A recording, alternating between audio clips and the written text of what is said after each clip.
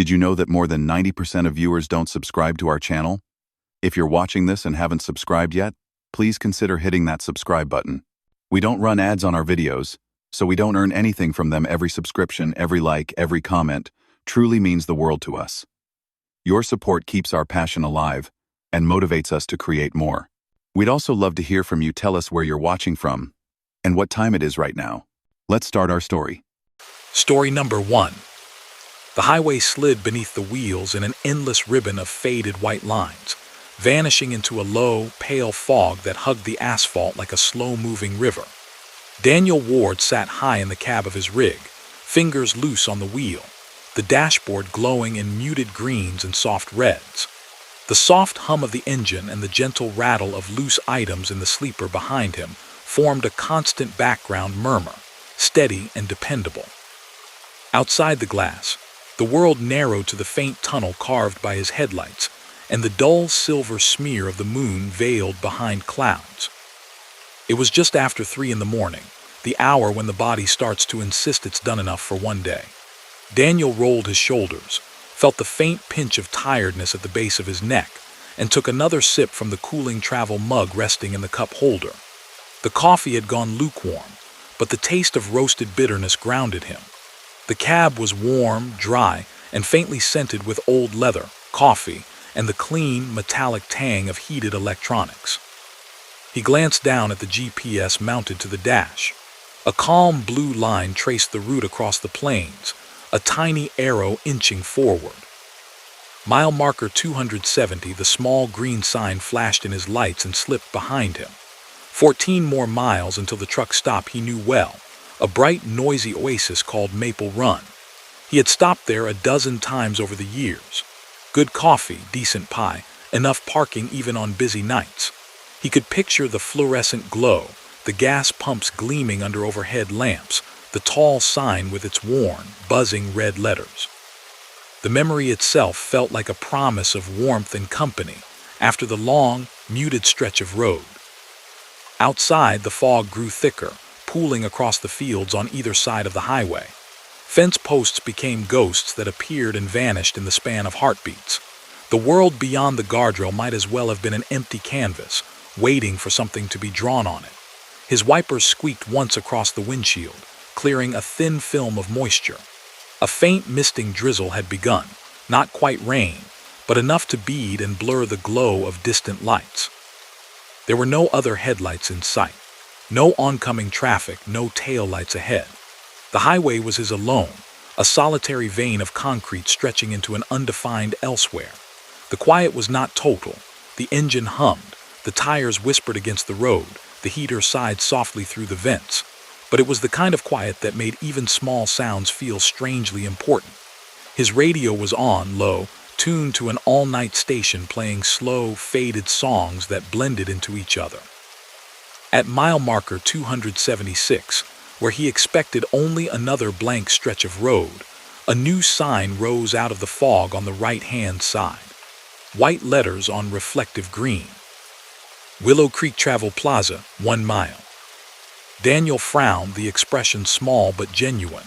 He had driven this stretch of interstate for nearly a decade. There was nothing here. Maple Run was still 8 miles ahead. He glanced down at the GPS. The screen showed only an unbroken line, no exit, no side road. The disembodied female voice remained silent, content with his path. He flicked his eyes to the clock, 3:11 a.m. He could keep going to Maple Run. It was familiar, known, but fatigue nudged behind his eyes, making the road lights halo and smear at the edges. 1 mile wasn't much. Maybe a new place had gone up. Truck stops did that sometimes, popping up almost overnight. The second sign appeared out of the pale, shifting gray. Willow Creek, next right. No fast food logos underneath, no gas brands, just the name in plain letters. A smaller sign beneath.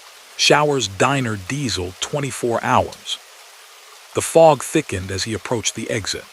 The right shoulder blurred into a softer gray, the white line at its edge shining dimly. The ramp itself loomed, its arrow pointing into a whiteness that looked almost solid. He had a moment of hesitation, a subtle tightening in his chest, a dryness at the back of his throat, but he clicked on his turn signal and guided the rig gently onto the off-ramp.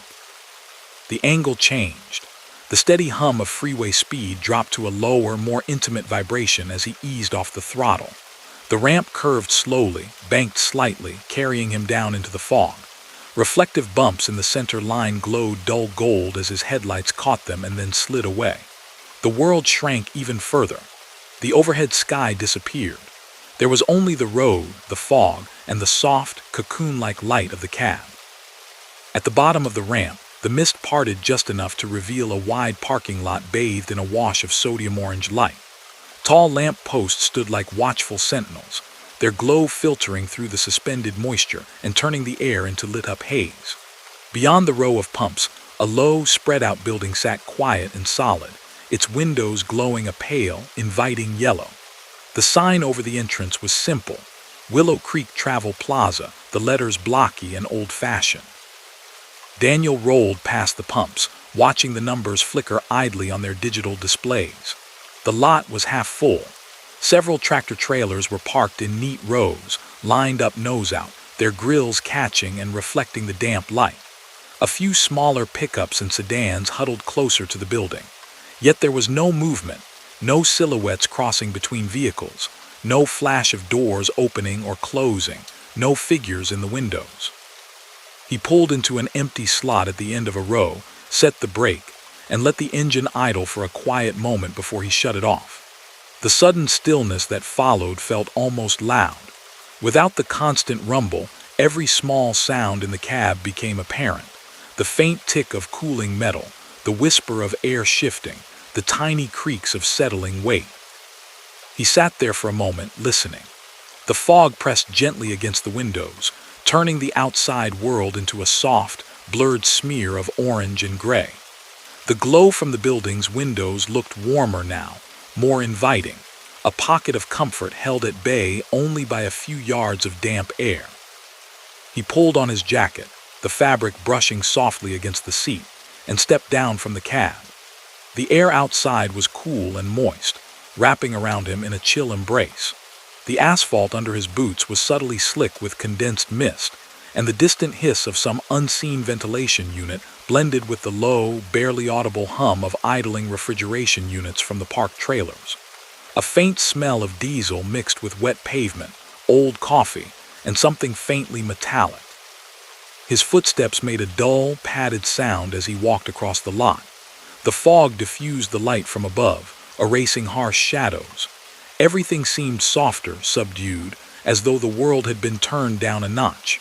He passed the other trucks, glancing up at the darkened cabs, curtains drawn, windshields opaque with reflected light. No shapes moved behind the glass. No radios played.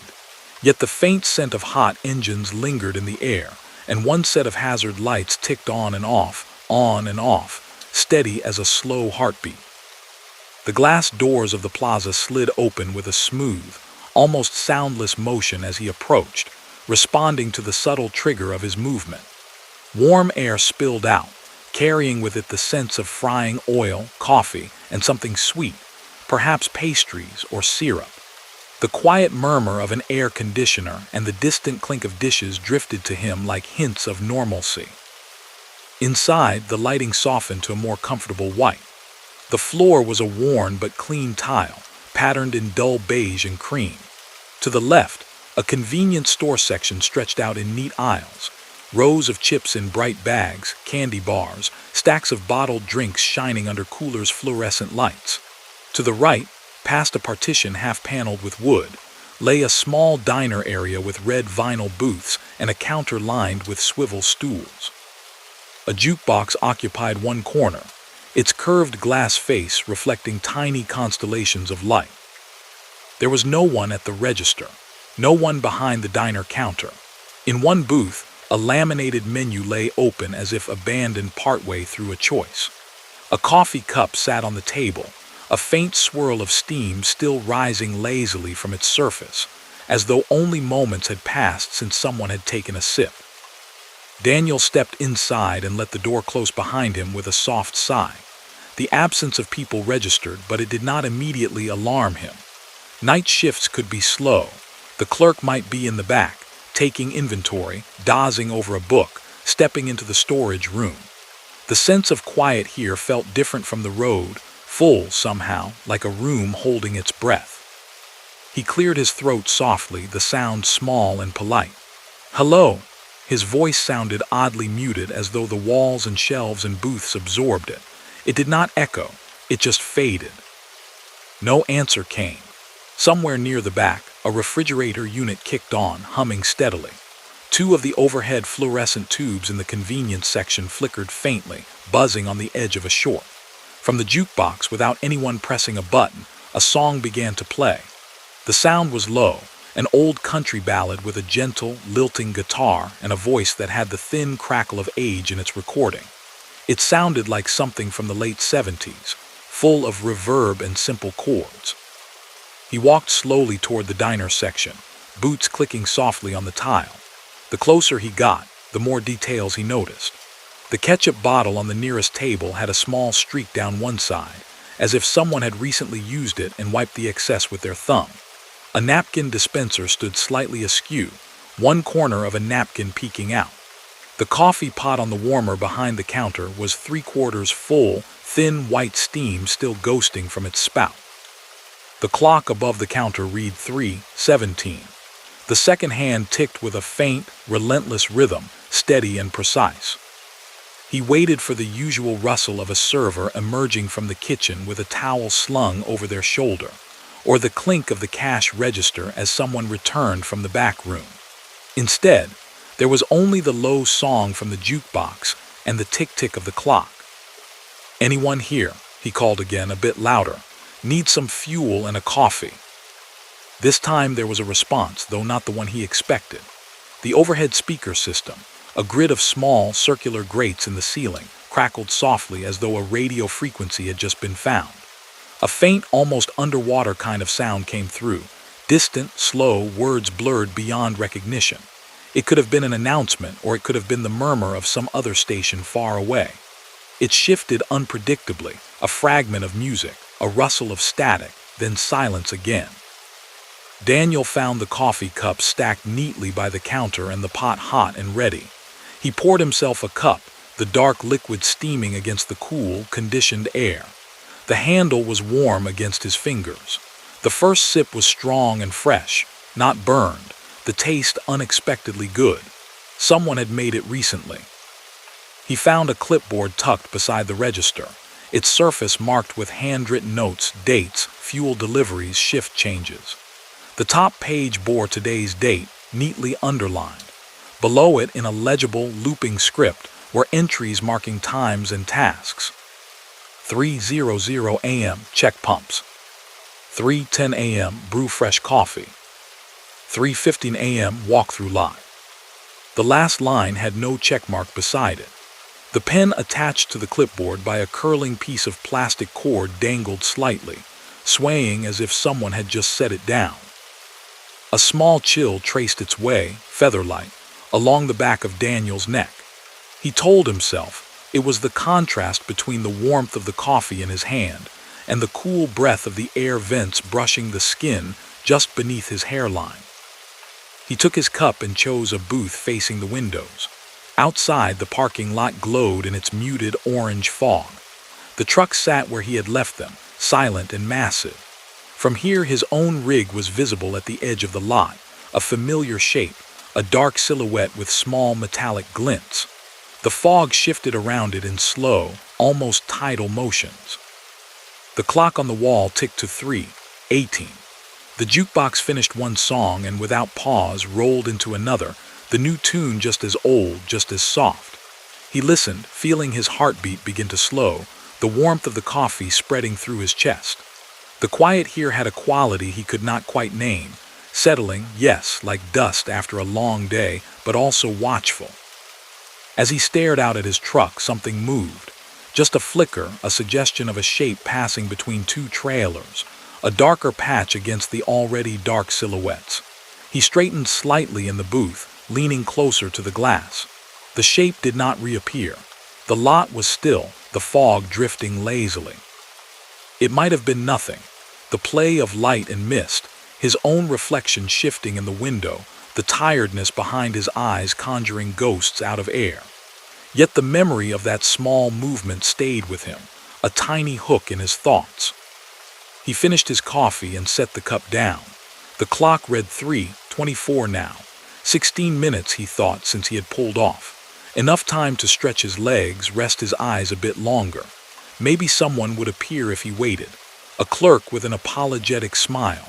Another driver walking in, nodding hello. The hum overhead wavered, a brief dip as if the building had taken a deeper breath. The lights did not flicker, but the shadows seemed to rearrange themselves almost imperceptibly.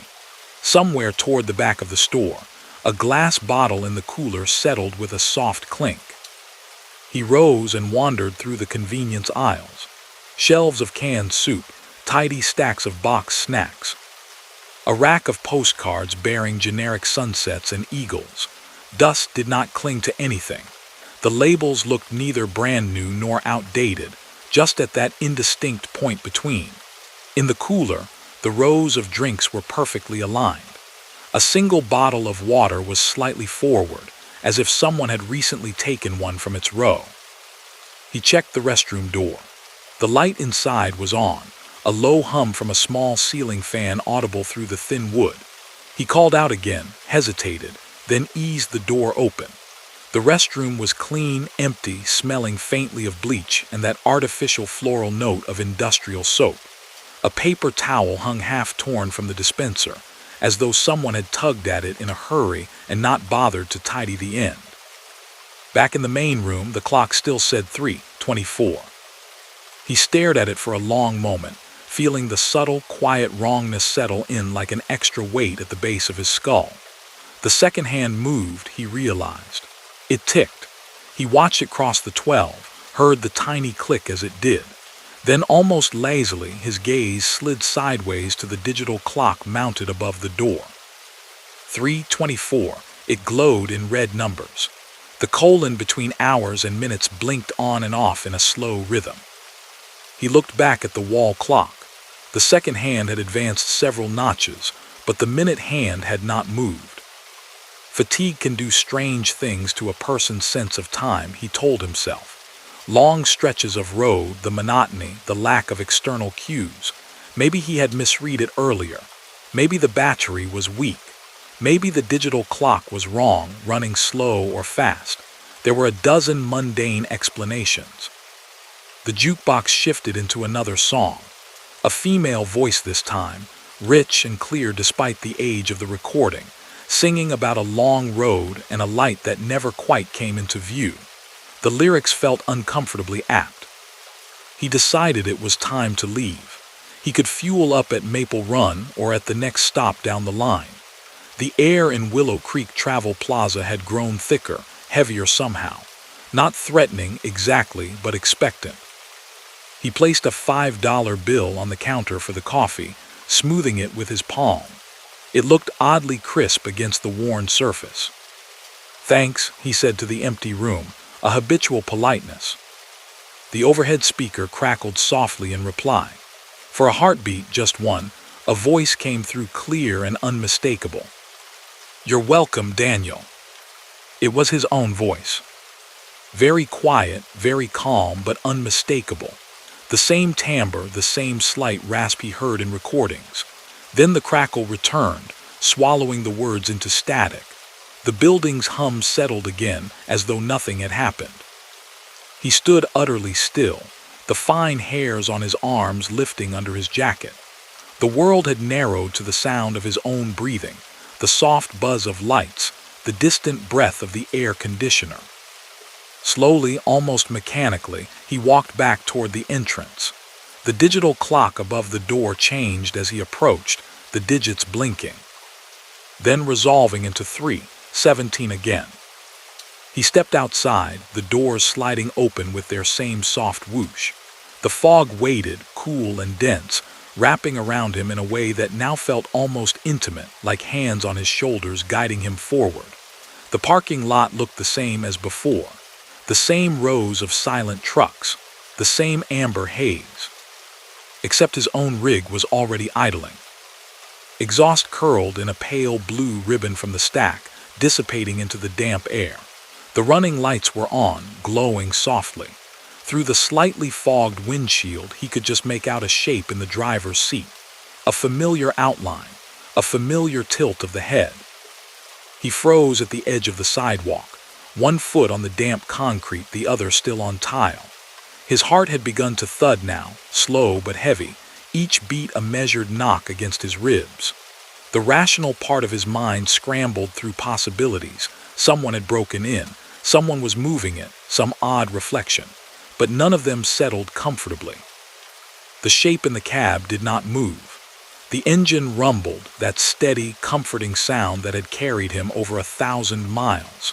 The fog drifted, parted briefly, and in that moment he saw the silhouette more clearly. It was his.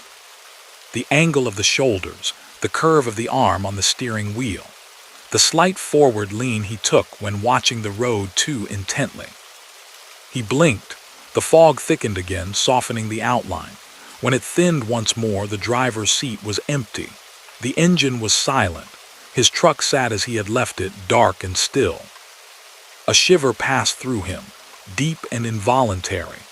Yet oddly, with it came a sense of resignation, as if some part of him had expected this all along, as if this was not a new experience but a repetition. He walked to his rig, boots whispering on the wet asphalt. The metal of the door handle was cool beneath his palm, beaded with fine moisture. He opened it, climbed up into the familiar smell of fabric and rubber and old paper. Everything was just as it should be. His keys lay in the cup holder where he dropped them. The logbook sat open on the passenger seat, pen tucked neatly into its spiral binding. He glanced at the last entry.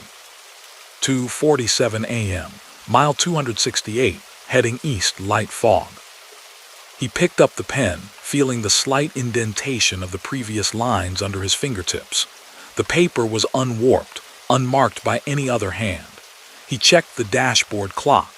3:17 a.m. It glowed in soft green, exactly matching the digital clock over the plaza door. He wrote the next line slowly. 3:17 a.m., Willow Creek Plaza stop. The words looked strange to him. He had never written that name before. It sat on the page like something that did not quite belong, like a word in a language only half understood. He turned one last time to look back at the building. Through the fog, its shape was still visible, its windows glowing softly. The doors reflected the parking lot lights, smooth and calm. For a brief second, he thought he saw someone standing inside, just beyond the glass, a tall figure in a dark shirt, watching quietly. Then the fog shifted and the reflection of the lot swallowed it. He started the engine. The familiar rumble filled the cab, a comforting shudder under his feet. The headlights carved twin tunnels through the mist as he eased out of the slot, back toward the exit ramp that curved up into the fog.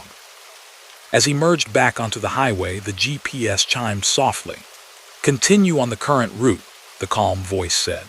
The map showed no break in the blue line, no detour, no spur leading off to Willow Creek. He drove. The fog thinned by degrees, lifting like a curtain.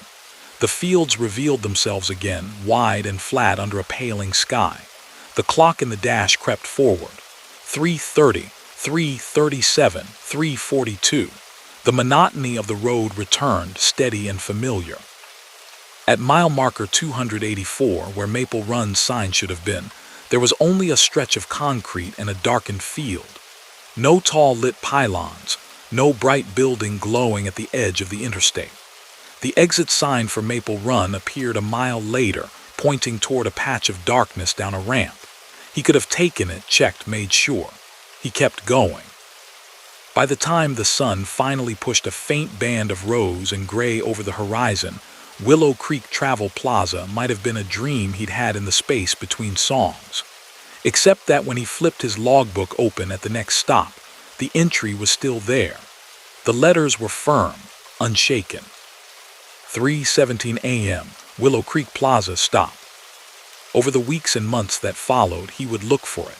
Each time he passed that stretch of interstate in the dark hours, He would watch for the green sign rising out of the fog. Sometimes the fog would be there. Sometimes the night would be clear and sharp, every star visible.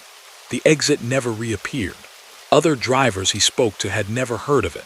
There was no record of a Willow Creek travel plaza on any of the online maps or trucking forums.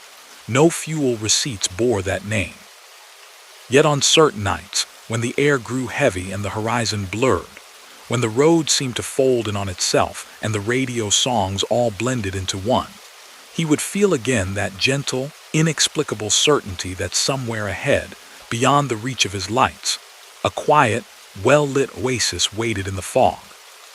A place where the clocks did not quite agree, where coffee was always fresh, and where a voice exactly like his own might answer him softly from the ceiling speakers, as though it had been expecting him for a very long time. Story number 2. The bridge rose out of the night like a pale idea, hinted at more than seen.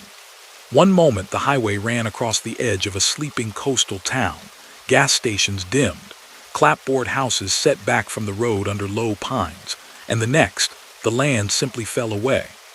The black mouth of the causeway swallowed the asphalt, sending it straight out over water and marsh that could only be sensed, not seen. Elena Ruiz watched the dark line ahead narrow and lengthen in her windshield, the faint silver gleam of guardrails catching her headlights. The cab of her truck was a small, warm universe of worn vinyl and soft dashboard glow, floating above an emptiness that went on for miles in every direction. Her fingers rested lightly on the wheel-gloved hands relaxed by long habit. A half-drunk thermos of coffee sat in the cup holder, radiating a thin, comforting heat. It was a little after 2 in the morning. The clock on the dash read 2:13 in gentle green numbers. Outside, the world had settled into the pale, colorless quiet that comes after midnight but before dawn, when even the late-shift stragglers have gone home, and the only things moving are deliveries and weather. Her refrigerated trailer hummed steadily behind her, filled with crates of produce and dairy and boxed goods bound for the coastal supermarkets 2 states over. As the truck's nose met the lip of the bridge, a new texture rose under the tires, a faint vibration, the low, singing hum of concrete spans suspended over open water. The guardrails on either side were slightly higher here, painted a dull, utilitarian gray that caught and reflected the white cones of her headlights. Beyond them there was only darkness, a darkness that suggested open marshes and slow tidal channels, and somewhere further out, the soundless mass of the ocean. The fog began halfway across the first span.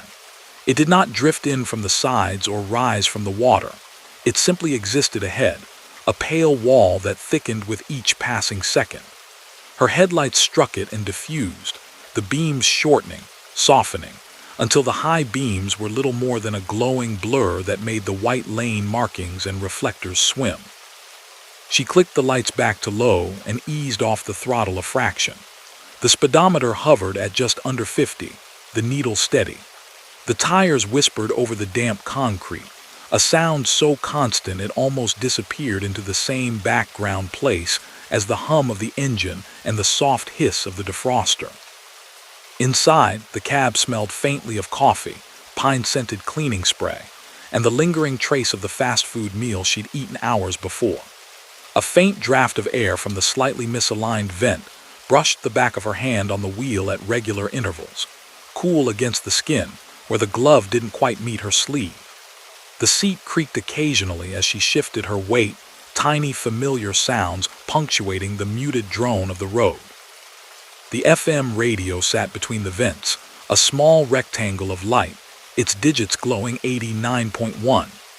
Static muttered softly from the speakers, broken here and there by the ghost of a song too far away to reach her fully. She tapped the seek button with a fingertip, more out of habit than hope, and watched the numbers climb. 92.4, 93.7, 95.3.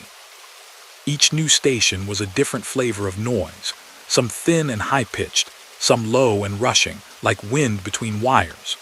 Once, a fragment of a preacher's rhythm rose, a handful of syllables and an amen before dissolving.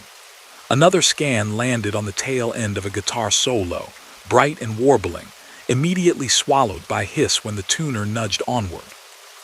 Outside, the fog thickened. The world shrank to the 20 or 30 yards her headlights could penetrate. The edge of the bridge ahead was a suggestion, an opaque paleness that became detail only at the last moment. Overhead lights, set on tall poles at even intervals, were reduced to indistinct glows, hazy spheres that floated in a vertical line and then dropped away behind her. She glanced at the GPS mounted on the dash. The little triangle that represented her truck moved steadily along a thin gray line that crossed a patch of blue labeled simply Bay. No side roads, no exits, just the long stroke of the causeway.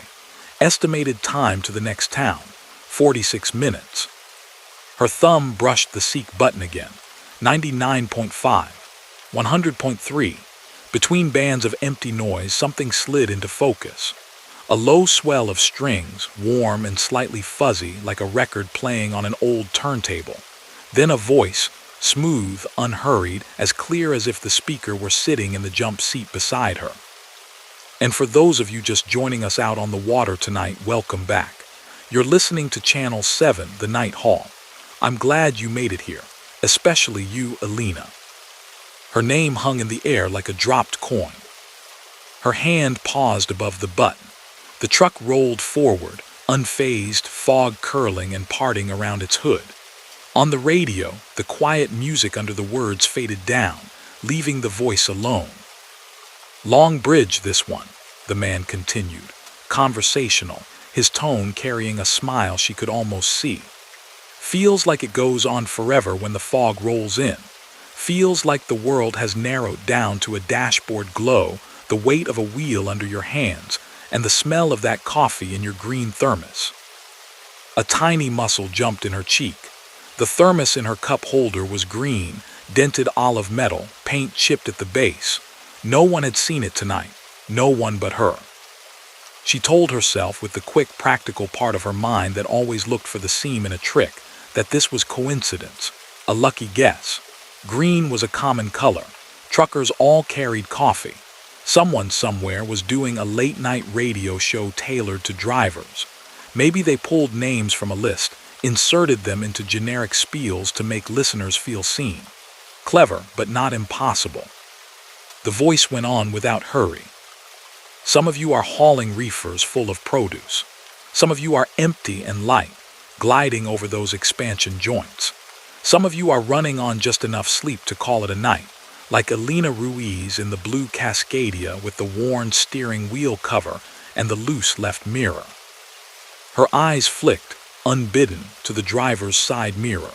It did have a looseness to it, a faint tremor that shivered the orange reflection of her running lights. No one could see that from outside, not at this hour, not cloaked in fog at the center of a bay. On the radio, the host laughed softly, the sound low and friendly. "Don't worry," he added, as if sensing the subtle stiffening of her shoulders. "We won't stay on you. Plenty of folks out here with us tonight. Plenty of stories riding in these lanes." The gentle country guitar rose for a few breaths, a cushion of sound that seemed tailored to the rhythm of the engine. The fog pressed closer to the glass, beads of moisture beginning to form and trail on the outer edges of the windshield, where the wipers didn't quite reach. Alina sat a little straighter, feeling a thread of alertness tighten in her chest. Not fear exactly, but a focused watchfulness. She kept her hand steady on the wheel, her eyes trained on the wavering white lines that appeared and vanished under her headlights. The bridge stretched ahead in repeating patterns, vertical supports rising out of nowhere, overhead lamps blooming and receding, the same curve of guardrail hugging the same invisible water. The voice spoke again. "Coming up on the overhead marker for mile 64 now, for those of you keeping score. It's half swallowed by the fog, but you'll see it. A dark rectangle with faint retroreflective letters, just on the right side of the lane."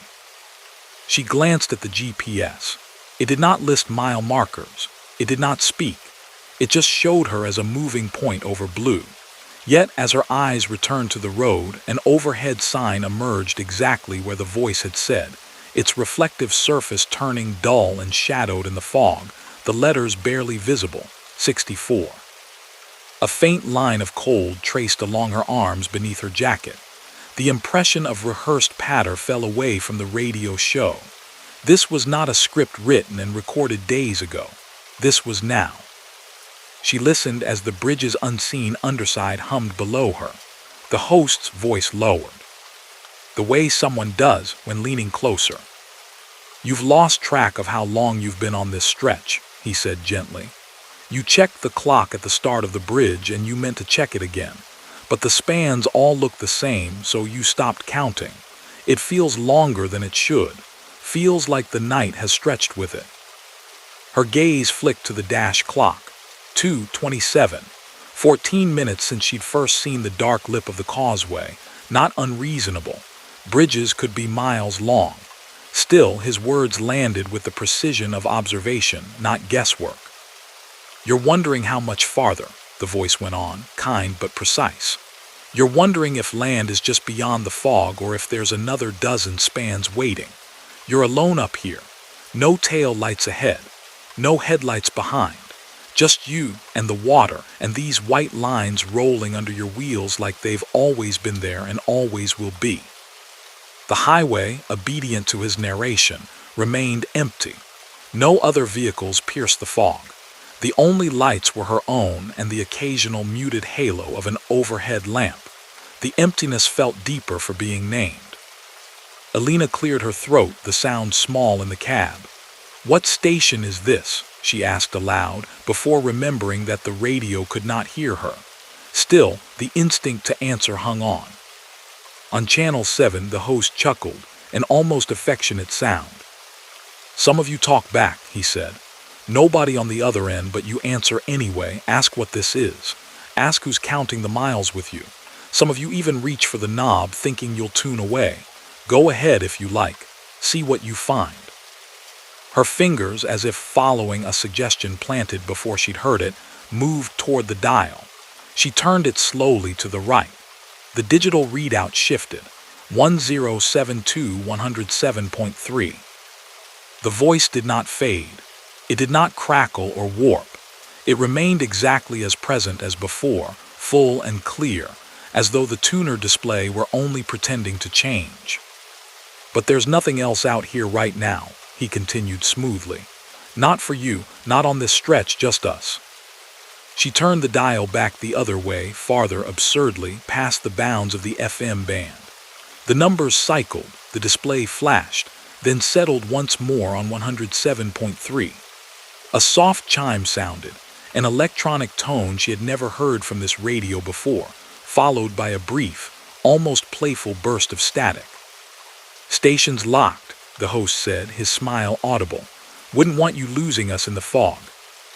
Something about the certainty in his tone eased rather than tightened her chest. The unease remained, that hum of the strange, the awareness of something standing just outside the ring of her headlights, but it was shot through with an odd comfort. The voice was calm, old radio smooth. There was no edge to it, no malice, no sharpness. If anything, it sounded pleased to have company. The bridge continued, segment after segment delivering itself into her lights. The fog made distance difficult to judge. The next span could have been 30 yards or 300. Occasionally, a faint, dark suggestion of water brushed the very edge of her peripheral vision, glimpsed through the guardrail. A flat, lightless surface broken only by the vague, shifting impression of narrow channels. On the radio, the host shifted his attention. "All right, folks," he murmured, "time for a little weather along the lane. Out on the left side, just about a minute ahead of you, there's a stalled sedan hugging the shoulder. No flashers, no reflectors, just a darker piece of dark where your eyes aren't expecting it. So if you're out there, stay a hair right in your lane. No harm in giving it room." Instinct moved before thought. Alina's hands adjusted, the truck drifting a foot or two toward the right-hand stripe, still safely within the lane. Her high beams were already off, but she leaned forward slightly, eyes straining. For a few long seconds, there was only fog and the rhythm of the passing overhead lights. Then, exactly where he'd said, A shape swam into being at the edge of her vision. The blocky, low silhouette of a car, no lights, no movement. As her truck's beams washed over it, she caught a flash of metallic blue. It would have appeared late and close if she'd stayed center, a surprise more than a true danger, but enough to make any driver's shoulders jump. She passed it without incident. In her mirror, it dissolved back into the fog as though it had never been. "Good," the host said softly. "Nice and easy, we've got you." Her mouth was dry. She took a careful sip from the thermos, the coffee now lukewarm but still familiar. The shape of the cup against her palm steadied her. She rested it back in its holder and let out a breath she hadn't been aware of holding. Somewhere in the unseen distance below, a horn sounded. A single, low, mournful note, perhaps a ship in the channel or a buoy's mechanical call.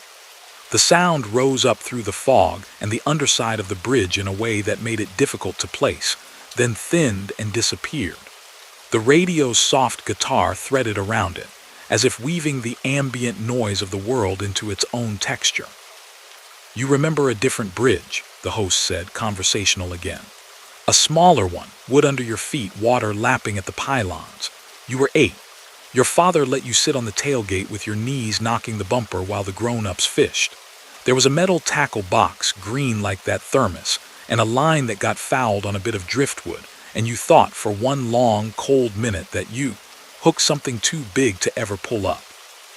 The memory bloomed even before he finished describing it. The creak of the boards, the smell of lake algae and sun-warmed wood, the drag of the fishing line in her small hands, the sharp, earnest concentration that had filled her. The bright flash of her father's watch as he reached down to help, his quiet laugh.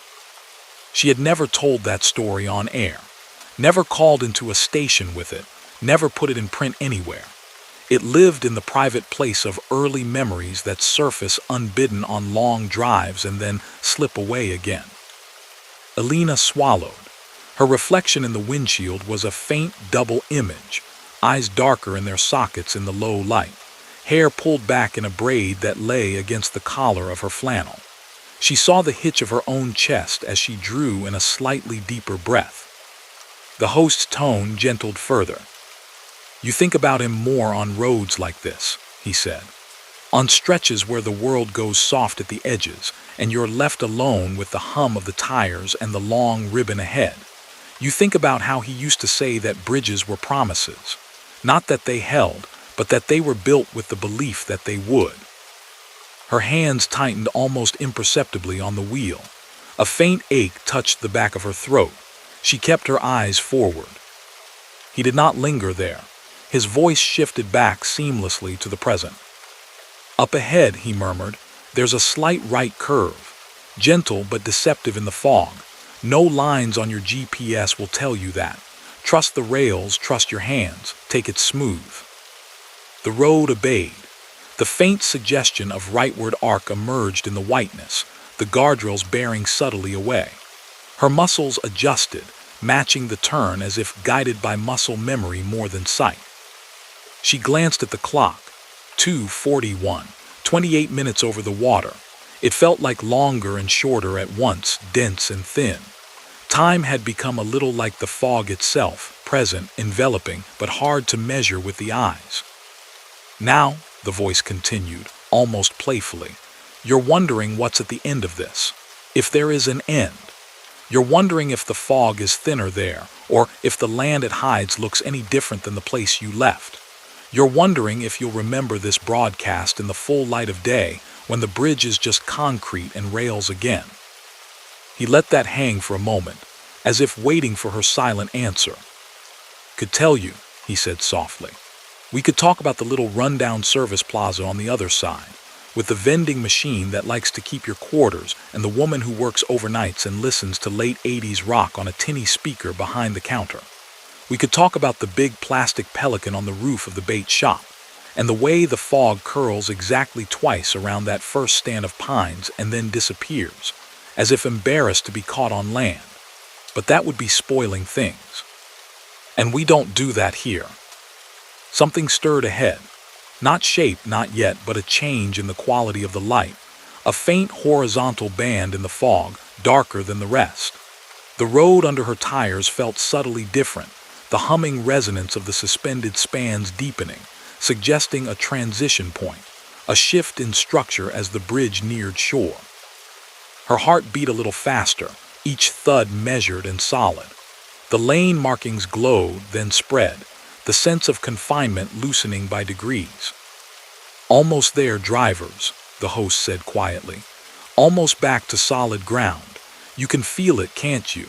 In the way your hands want to ease up, in that breath you're holding a little higher in your chest." She realized then that she had lifted her shoulders, bracing unconsciously. She let them fall, exhaling slowly. Outside, a darker smudge took form beyond the fog, the suggestion of trees, their crowns blurred into the whiteness. The overhead lamps dropped away behind her, replaced ahead by a more scattered, earthy glow. Gas station signs, maybe, or parking lot lights diffused through mist and branches. The end of the bridge emerged not as a line, but as a widening. The rails pulled back. The road broadened. The texture under the tires shifted from suspended segment hum to the more grounded, irregular vibration of land-based asphalt. Her headlights caught the sheen of damp pavement, a hint of sandy shoulder. A reflective green sign bending out of the fog. Service Plaza, 14 mile. As her front wheels touched the first patch of non-bridge roadway, the radio's background music swelled once more. The host's voice took on the soft, ceremonious tone of a sign-off. "You've been listening to Channel 7, The Night Hall," he said. "For those of you who found us out there on the water, thanks for sharing the stretch. Elena, ease that throttle just a little. There you go. Feel that? That's land under you. Don't forget to blink. Don't forget you were out here." Her foot, without conscious instruction, lifted slightly. The truck's speed dropped a few miles per hour. She blinked, and the fog outside seemed momentarily thicker, pressing itself against the glass in an almost affectionate final embrace. "We'll be here," the voice added, a little more distant now, as if the speakers had moved a few inches away. "Next time the road narrows and the fog gets thick, same place on the dial even if your radio doesn't know it, same bridge or another, same water or another, for the one still out there." A faint click like a needle lifting from a record, then silence. The display on the radio blinked once, the digits scrambling as if waking from sleep. When they settled, they read 89.1 again. Static hissed, thin and ordinary. Elena stared at it for a moment, hand hovering near the controls, then pressed the seek button. Stations came and went. A burst of pop music, a late-night sports recap, a talk show host laughing too loudly at something she'd missed. No low guitar. No smooth, knowing voice. No mention of bridges or fog. The Service Plaza sign loomed up on her right, its white letters blurred by the mist.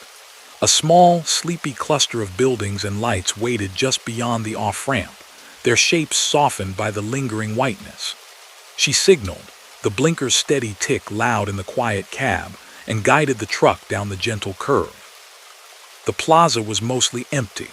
A single car dozed under one street lamp, beads of moisture making its paint shine dully. An older pickup sat by the diesel pumps, unattended, hose hanging on its hook. The building itself was low and rectangular, one end a convenience store, the other a narrow diner with blinds half drawn in the windows. Light seeped out around the edges, yellow and still. Inside, behind the counter, a woman with graying hair pulled back in a ponytail, and a faded rock band t-shirt under her vest looked up as Elena entered. The bell over the door chimed softly. The air smelled of coffee gone a little stale, hot metal from the roller grill, and the faint chemical tang of cleaner. "Quiet night?" Elena asked, reaching into her pocket for a few bills. The woman gave a little snort, friendly enough. "Isn't it always?" she replied. "You come over the bridge." "Yeah," she hesitated. "You get many radio stations out here." The clerk shrugged, nodding toward a small, battered boombox tucked on a shelf behind her. A tinny guitar solo was leaking from its speakers. "Couple if the weather's right," she said. "Mostly the same three, Local pop, some preacher, and the oldies one. Why, you looking for something special? Alina shook her head slowly. No, she said, just scanning around. On her way back to the truck, coffee in hand, she paused at the edge of the lot and glanced back toward the bridge. From here, it was just a dim, arching line into the fog, lights a soft, receding string. The water beyond was invisible, the world reduced again to mist and the glow of sodium lamps. In the cab, she sat for a moment before starting the engine, eyes on the dark face of the radio. Her fingers hovered over the power button, then dropped. She turned the key.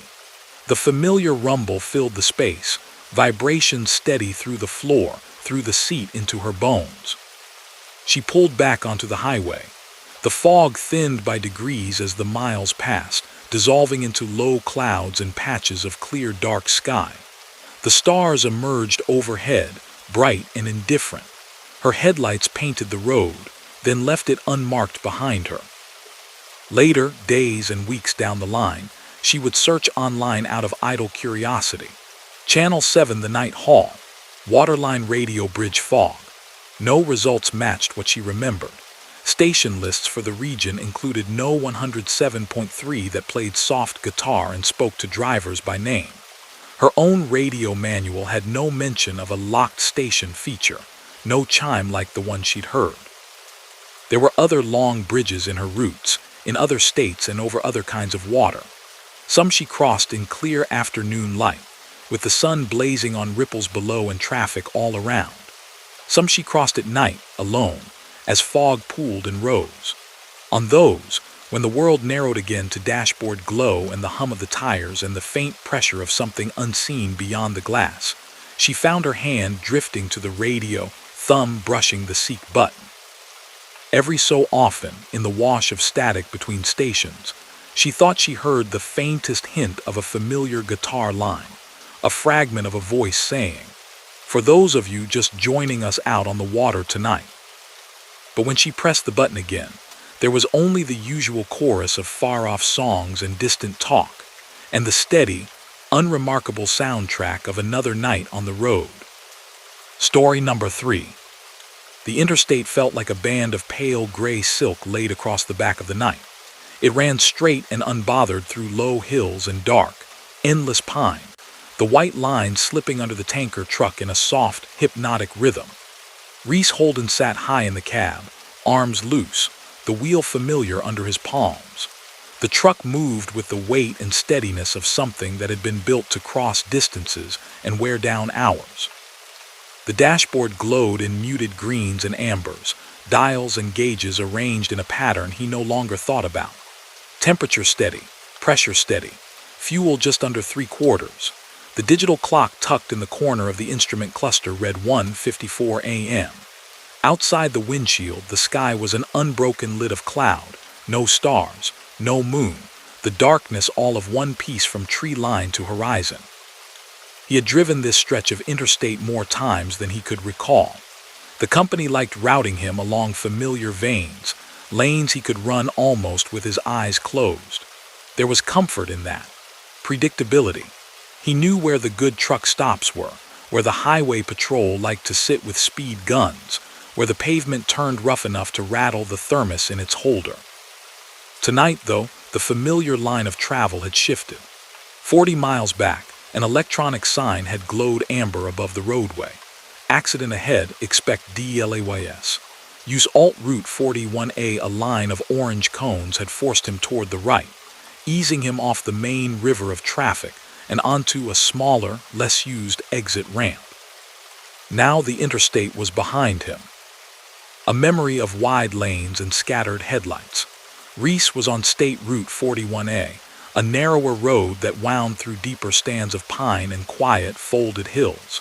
The asphalt here was older, patched in places, the paint more faded. No streetlights, only his own beams carving out a small, moving chamber of space ahead.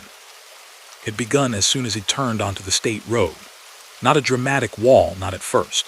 Just low, creeping banks that gathered in the dips and depressions, small ghosts clinging to the ground. But as the miles slipped by, the fog had grown bolder. It rose from the shallow hollows, spilled over embankments, and began to reach up toward the truck as though drawn by the warmth of its engine. Now it hung in the air at windshield height, a milk-white veil that shortened his world to a few truck lengths at a time. The wipers made their slow, metronomic sweep, pushing away the fine beads of condensation that gathered on the glass. Each stroke whispered faintly across the windshield, then paused, then whispered again. The heater murmured at his feet, sending a steady wash of warm air up past his shins. The smell inside the cab was very particular to this truck. A blend of old coffee, pine-scented air freshener clipped to the vent, engine oil that seemed to lodge permanently in the fabric, and a faint trace of the almond soap his daughter had given him at Christmas. That soap sat in a plastic tray by the small sink in the sleeper, mostly unused but quietly perfuming the space. On the passenger seat lay his folded trip sheet and a paper map, more talisman than necessity. The GPS on the dash had plotted the detour automatically, its soft voice guiding him off the interstate and onto 41A with unbothered certainty.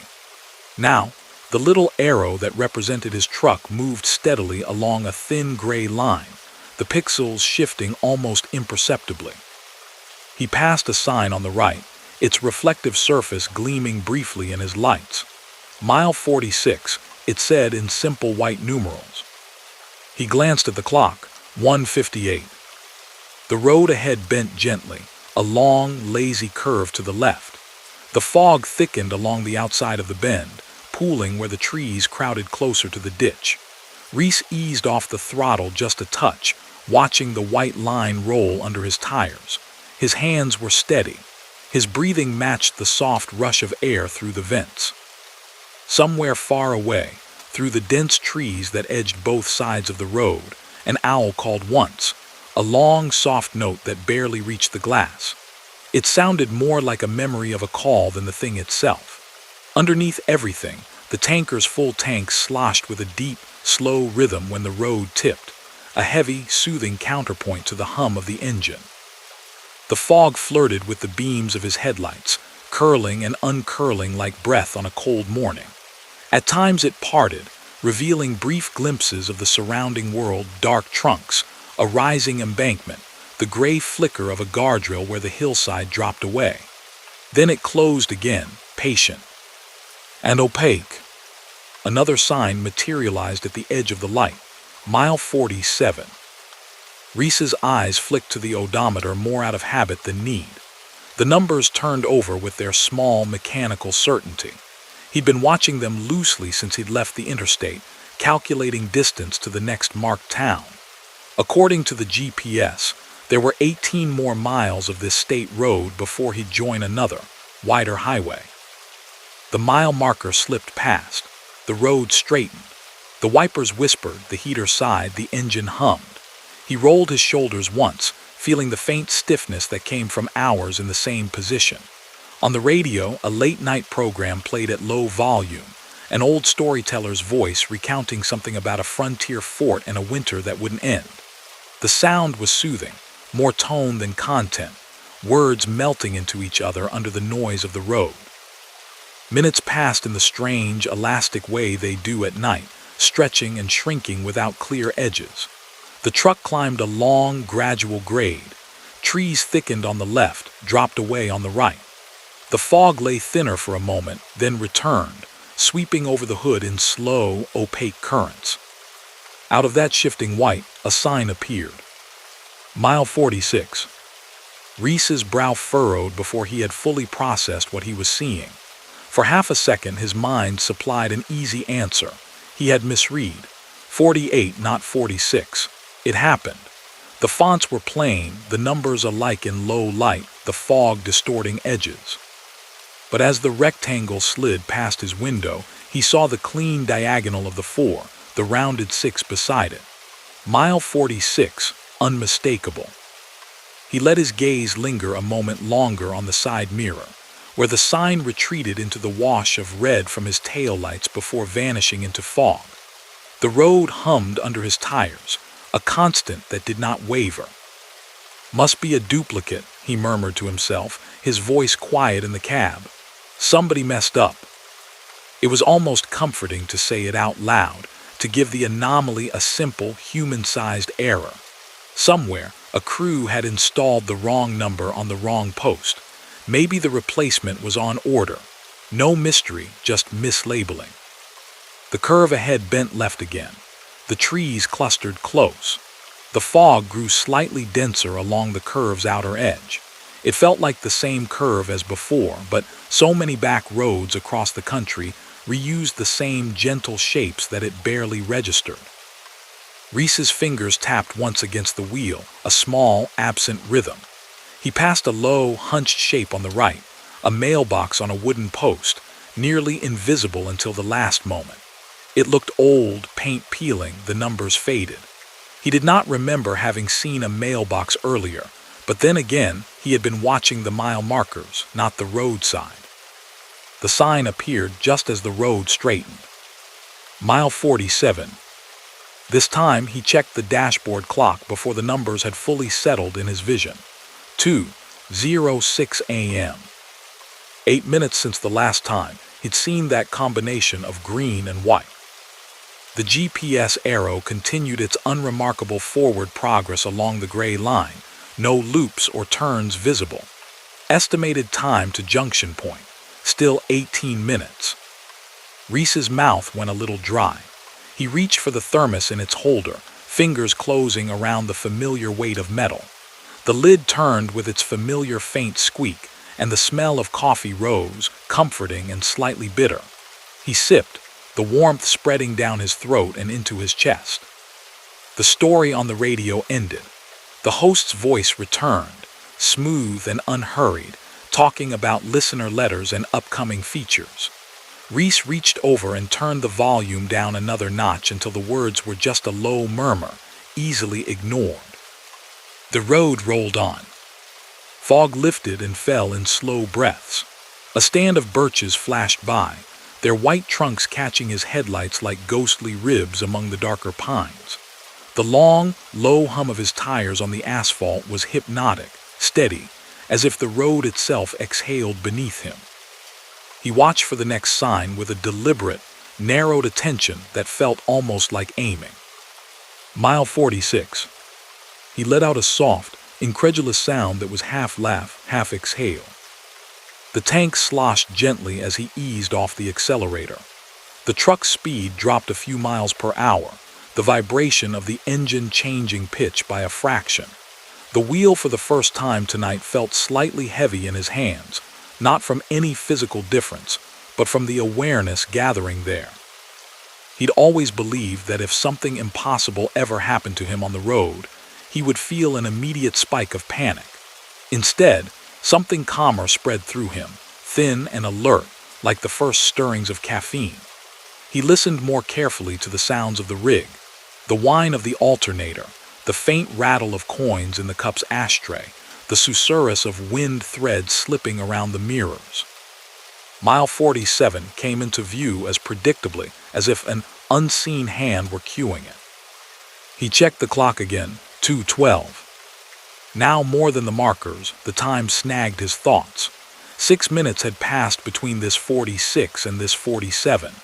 6, then 8, then, he tried to recall precisely, felt the memory blur a little around the edges. The minutes had stretched when he watched them and disappeared when he let them go. He took a slow breath and let his gaze shift to the GPS. The little arrow moved. The gray line ahead shortened. The distance to the junction ticked down, not up, not holding, but descending, albeit lazily. 17 miles now, 16.8. Okay, he said softly to no one. Okay. Ahead, the road curved left again. This time, something felt unmistakably familiar. It wasn't only the bend of asphalt or the way the trees crowded. It was a detail, the tree itself, a particular spruce on the left, its trunk split low into a twin, one side burned and blackened, the other still thick with needles. He had seen that tree before, not a similar one. That one. The pattern of its branches, the way one half leaned slightly over the road. His hands tightened on the wheel. A low, dull thud of his heartbeat touched his ears. On the right, nearly hidden by the grass at the top of a shallow ditch, sat a mailbox on a post. Old, paint peeling. The numbers on its side read 217, barely legible. He had passed 217 twice now, without fully nodding it the first time. How many more times had it been there, ghosting by at the edge of his attention? The tanker slid past, its lights gliding over the battered metal.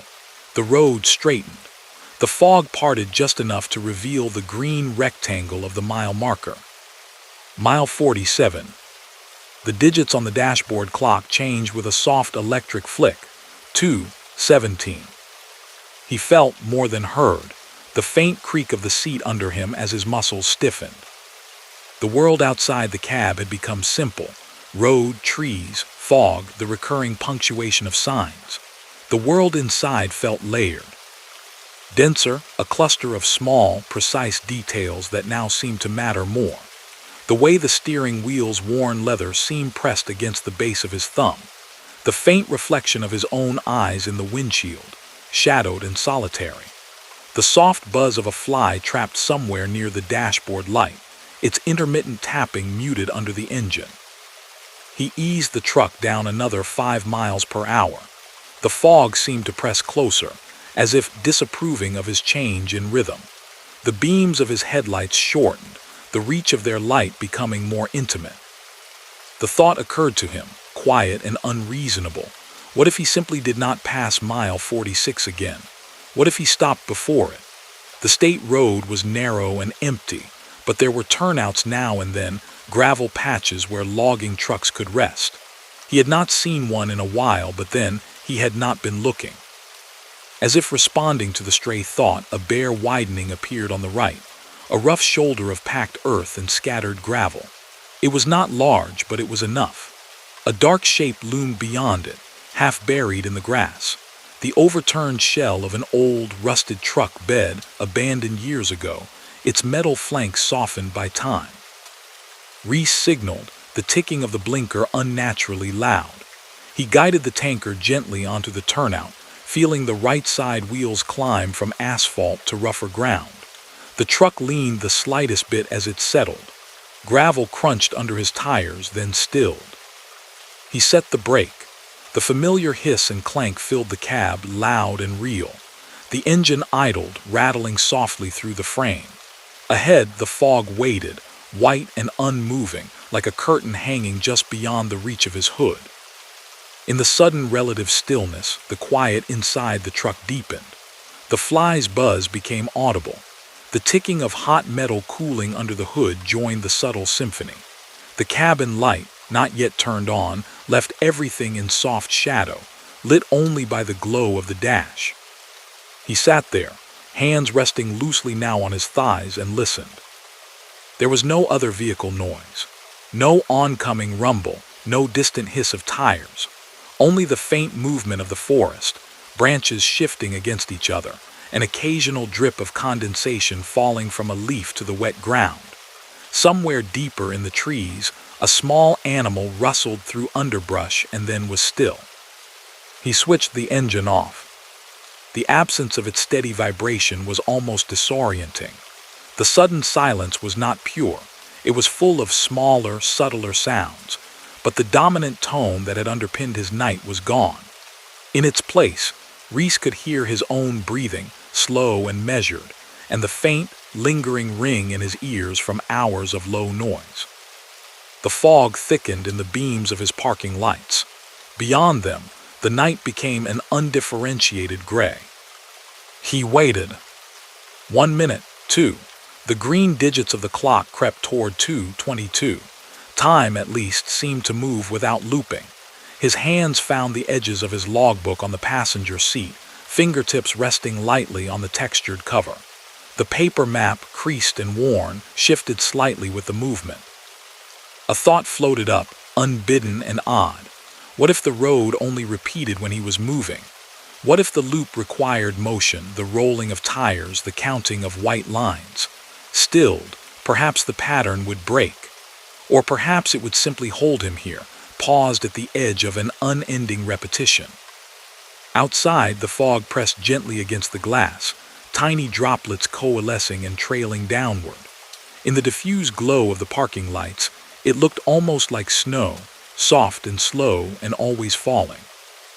Reese reached forward and flicked the headlight switch off. Darkness wrapped the truck in one smooth, soundless movement. The dashboard dimmed, leaving only the faintest glimmer of the clock. The cab became a small, enclosed space, cut off from the outside world by a skin of glass and metal. In the near-total dark, the sounds of the night grew large again, the faint sigh of wind through the trees. A distant, solitary car passing somewhere far off on another road, the tiny pops of the cooling engine. He closed his eyes for a moment, not to sleep, but to listen more deeply. The interior of the truck felt different with his vision removed, more like a room than a vehicle, more like a shelter than a machine. He became aware of the weight of the key in the ignition, the slight coolness of the steering wheel under one resting palm, the subtle tick of the clock changing from 1 minute to the next. When he opened his eyes again, the cab was unchanged. The fog outside was a dark blank, featureless. The green of the clock read 2:25. He took a breath and turned the key.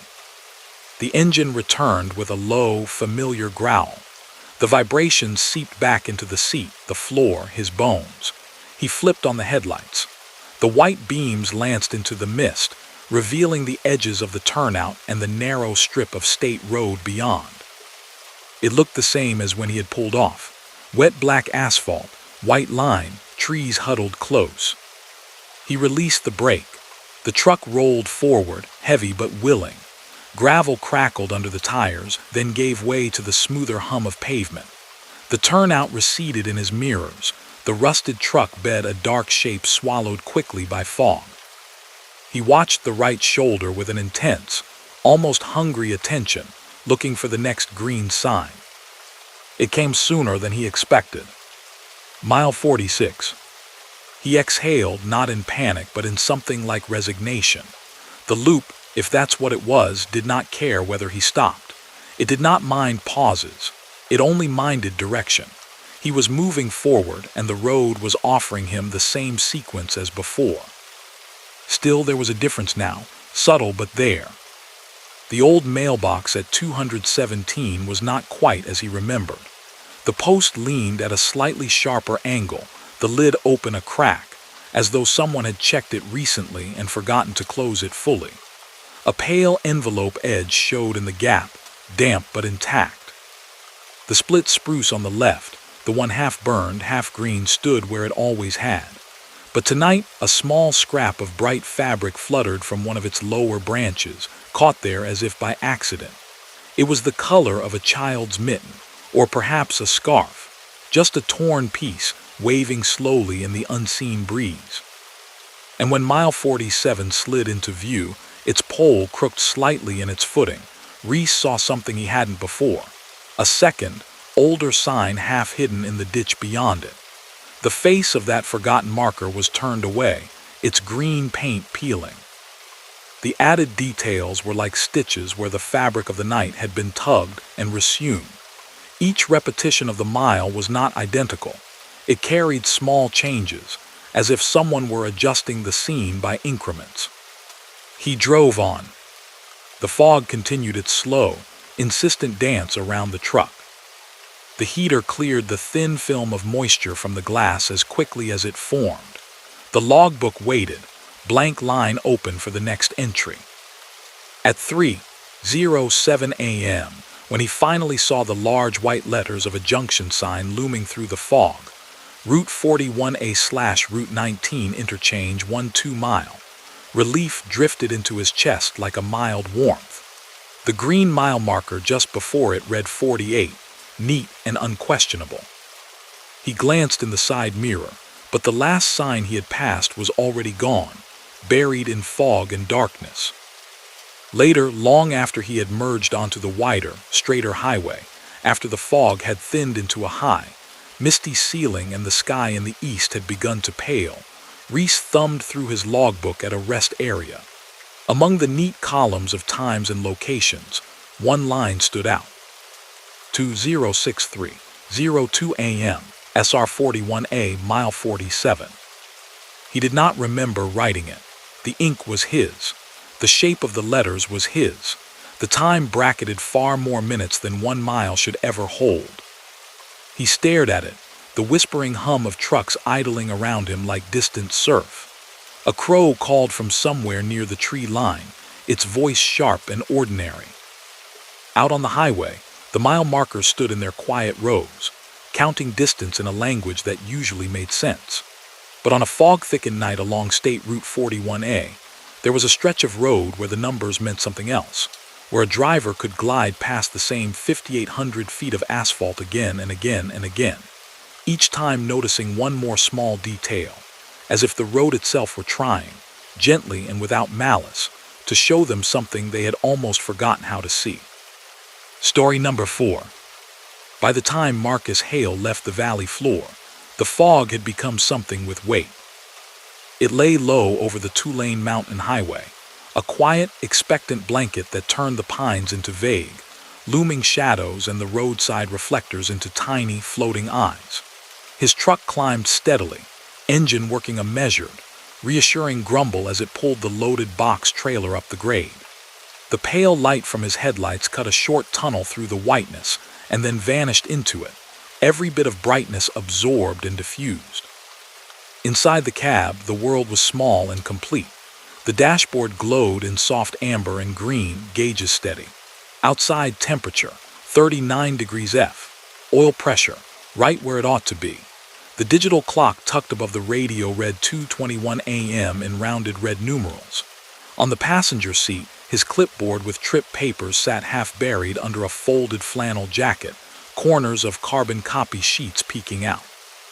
The air smelled faintly of coffee gone cool, old leather, and the persistent hint of diesel that clung to everything he owned.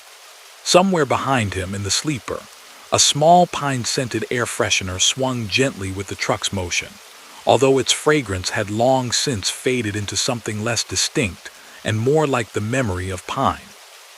The windshield wipers passed back and forth in their slow, steady arc, whispering across glass that was more damp than wet.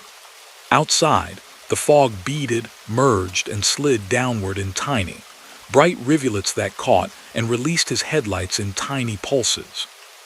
The main interstate over the range was closed for the night, some combination of rockslide and ongoing construction. The overhead signs had said miles back. The detour had nudged him onto this older state route, a narrower, winding road that most of the big traffic bypassed now.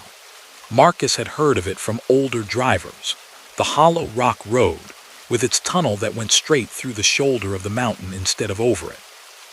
"Little weird in there," one dispatcher had said years ago, in the offhand way people talk about things that make them slightly uneasy but not enough to avoid. He had never taken it himself. Tonight, the GPS had calmly steered him this way, as if it had always meant to. He rolled past a reflective green sign, the letters glowing briefly before they were swallowed again by mist. Hollow Rock Tunnel, 7 miles. He could not see the mountain from here. It existed only as a dark, heavier mass beyond the tree line, a sense of height felt rather than seen. The road wound with the contours of its lower slopes, modest curves that never quite revealed what lay ahead. Guardrails appeared and vanished in the fog, their dull metal slicked with condensation. The CB on his dash was turned low, more for the comfort of occasional company than for active chatter. For the last 10 minutes, it had been quiet. No burst of someone's laughter, no clipped exchange about speed traps or road conditions. Most of the other detoured drivers, it seemed, had chosen to push on ahead or hang back. Out here, in this swath of sleeping forest and white air, his truck might as well have been the only one on the road. He shifted in his seat, feeling the familiar creak of well-worn springs. The steering wheel under his hands was smooth where his palms rested, the leather darkened by years of contact. He flexed his fingers once, then resettled them. Another sign materialized on the right. Hollow Rock Tunnel, 3 miles. Low beams only. Maintain lane. Below that, on a smaller placard, Tunnel MONITORED 24 hours. The words hit his eyes and slid into the part of his brain that cataloged such things. Monitored, cameras maybe, motion sensors, speakers for announcements. He imagined some tired operator at a control panel in a windowless room, watching his headlights approach as a tiny light on a screen. A memory surfaced, unbidden but not unwelcome. Danvers, his first trainer, sitting in a diner years ago stirring sugar into his coffee. "Tunnels are like throat passages," he'd said. "You're the pill. You go in one side, you better come out the other or somebody's choking. Keep steady. No surprises. The mountain doesn't like surprises." Marcus smiled once faintly at the recollection. The road climbed another fraction of the mountain's flank, the grade gentle but insistent. The fog thickened in subtle degrees. His headlights found less to reflect from, their beams going softer and transforming the world outside into layered grays. When the tunnel's mouth revealed itself, it did so without drama.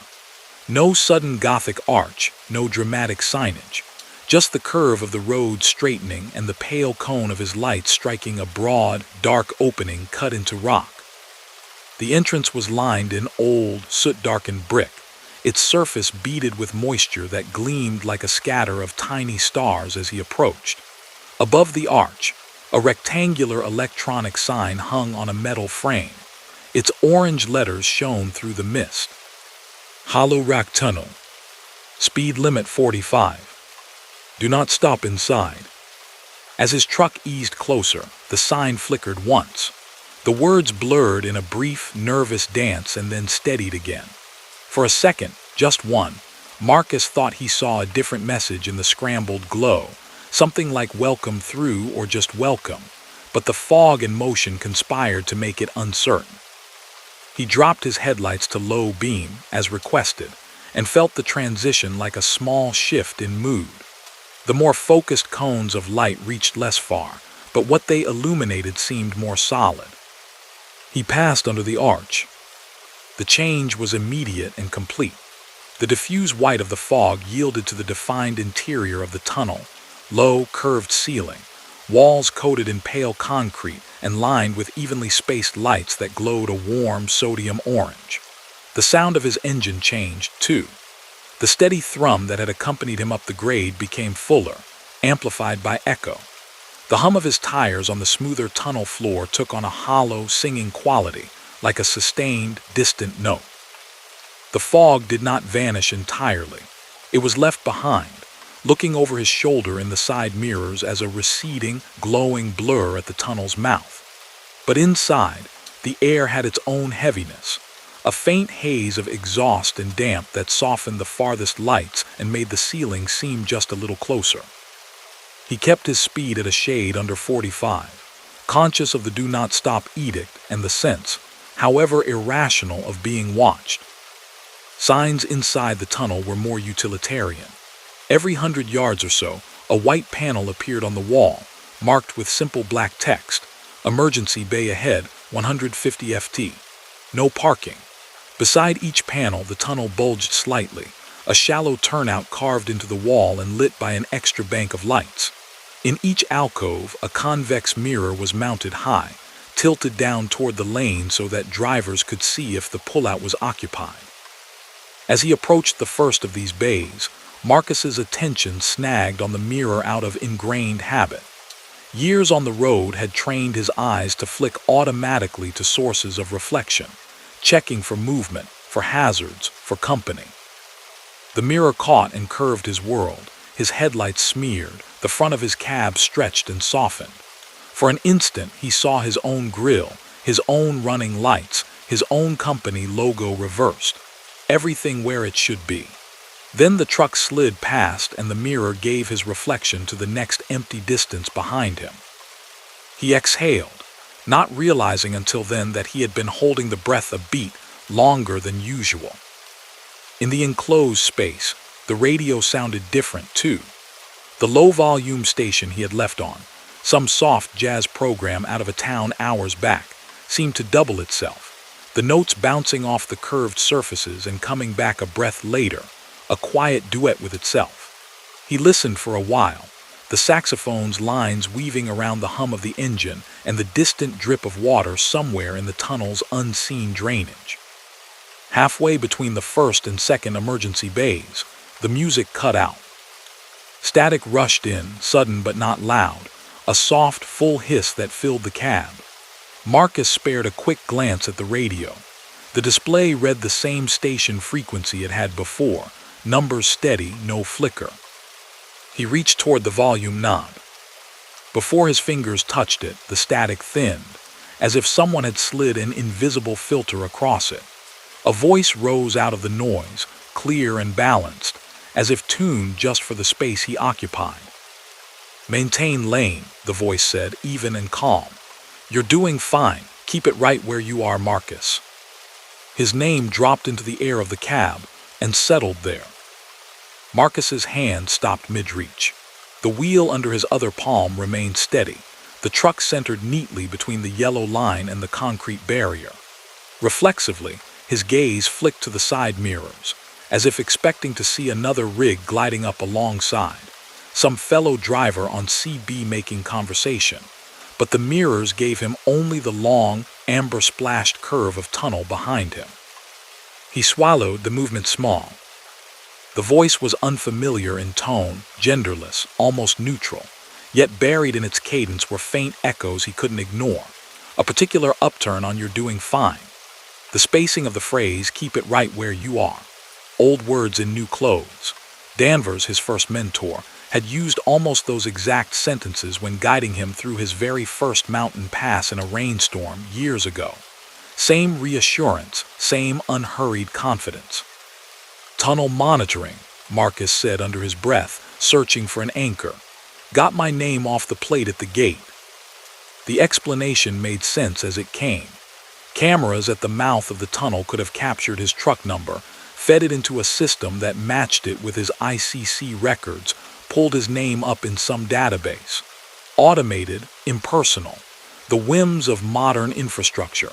Nothing supernatural about it. Still, the hairs along the back of his hands had lifted, as if caught by a draft. He passed the second emergency bay. Again, the convex mirror bloomed in his peripheral vision.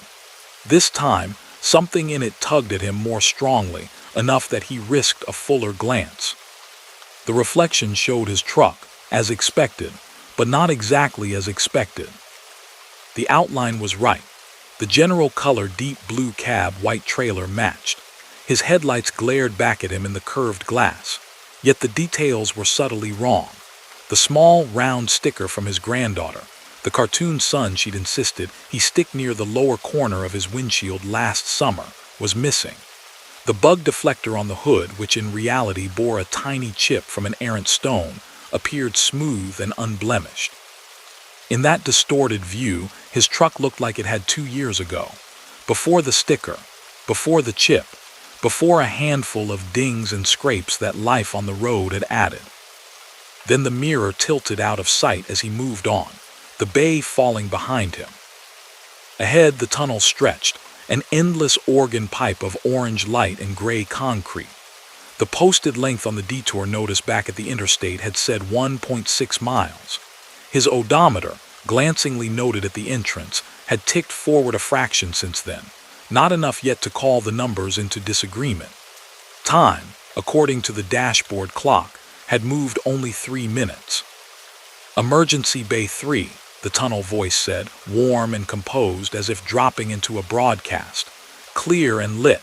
Conditions nominal. Continue through, Marcus." The words came not from the radio now but from somewhere above, with a subtle echo that localized them in the interior of the tunnel itself. Tiny speakers, embedded along the ceiling. The sound system of the monitoring grid, addressing him as gently as if this were a routine check-in. The grammar of it, nominal, continue through, felt like the calm language of control rooms and watch stations. Yet that added Marcus at the end made it intimate, close. He passed Bay 3, the mirror flared. In it, for a fleeting second, he saw himself. Or at least he saw a driver at his wheel. Same ball cap, same jacket. The glow of the dash lit the lower half of the man's face, shadowing the rest. For that instant, their gazes seemed to cross, though glass, through air, through time. Then the truck moved forward and the image bent, stretched, and slipped away. He became aware of the taste in his mouth, the coppery blandness that came with long wakefulness, the slight roughness on his tongue. He took a breath in through his nose, slow and even, drawing in the moist, mineral smell of the tunnel. Wet stone, faint oil, the ghost of old exhaust. It grounded him. "You're okay," he said quietly to himself now. "It's just an old tunnel with a fancy PA." Far ahead, the third or fourth bend in the tunnel suggested itself as a soft turn in the line of lights. The concrete walls were not perfectly smooth. They bore seams where different pores met, stains where water leached through, lines like the growth rings of trees recording years of use. The tunnel voice spoke again, not as an announcement this time, but as if continuing a conversation. "Remember your first long night run?" it asked. "Flat land, nothing but cornfields and sky. You thought you'd never get used to the way the dark looks different at 3 in the morning than it does at 10. Something clicked, quiet and specific, in the back of Marcus's mind. That first run had been through a different state entirely, his first solo delivery, a nervous, exhilarating push through a landscape that had seemed too big for him then. He had said almost those exact words to Danvers when calling in from a rest area. The dark looks different at 3. He had never written it down. He had never told it to anyone else. His grip on the wheel changed, not tighter, just more present. "You learn it," the voice continued, warm as a mug held in 2 hands. "You learn the sound your own rig makes when it's happy. You learn the way a grade feels under your tires. You learn to listen to yourself in the quiet hours. You brought that in here with you." The tunnel's lights hummed softly overhead. A faint, irregular dripping echoed from somewhere far ahead or far behind, hard to pinpoint. The sound of his truck filled the rest of the space, the low diesel growl and the whisper of rubber on smooth concrete. He passed another bay. This time, the reflection in the mirror caught a detail so small that part of him wondered if he had simply imagined its change. The air freshener dangling from the rear view, once faded green plastic, looked, in that curved world, newly bright, its color as vivid as the day he'd unwrapped it. The tiny pine tree shape swung with a livelier arc. The fabric of the seat back behind him bore fewer creases. The man in the driver's seat, him again, had less gray at the temples. Then the image warped away. The dashboard clock rolled over to 2:30. The odometer showed that he had traveled, according to its unblinking numbers, 1.4 miles since entering the tunnel. 2/10 remained if the posted length was to be believed. "Exit 1, the voice overhead intoned. Without warning and without accompanying static. Approach in 800 feet, grade downhill, visibility ahead clear, reduce speed to 40. You're almost there, Marcus." The curve he'd glimpsed in the lights ahead softened into a straightaway. The air around the truck felt subtly lighter, as if the mountain itself had relaxed its hold by some fraction. Far ahead, so faint at first he thought it was an afterimage, a pale disk of gray appeared, the tunnel's far mouth, smeared by residual mist. The sense of pressure he hadn't fully acknowledged eased in his chest. He let the truck's speed bleed down a few miles per hour, foot gentling on the accelerator. The hum of the tires lowered in pitch. "Good," the voice said, softer now. "Nice and smooth, no surprises." A final emergency bay passed on his right, mirror flaring. This time, the reflection seemed to fold many images into one. His truck as it was tonight, weathered, familiar. His truck as it had been years ago, colors just a bit fresher. Another, older model altogether, one he had driven in his 20s, its boxier silhouette unmistakable. Each occupied the same space in the convex curve for an impossible heartbeat, stacked like translucent pages before the truck carried him beyond. Then the tunnel's interior fell behind, and the exit widened around him like an opening eyelid. Outside, the fog had thinned to a gentle mist. The world returned in measured layers, the silhouette of firs against a sky just beginning to lighten at its eastern edge, a guardrail slick with damp, the darker slope of the mountain rising to his left and falling away to his right. The clock read 2:33. His odometer had turned a neat 1.7 miles since he'd passed under the hollow rock sign. He exhaled through his teeth, a sound more like a sigh than a laugh.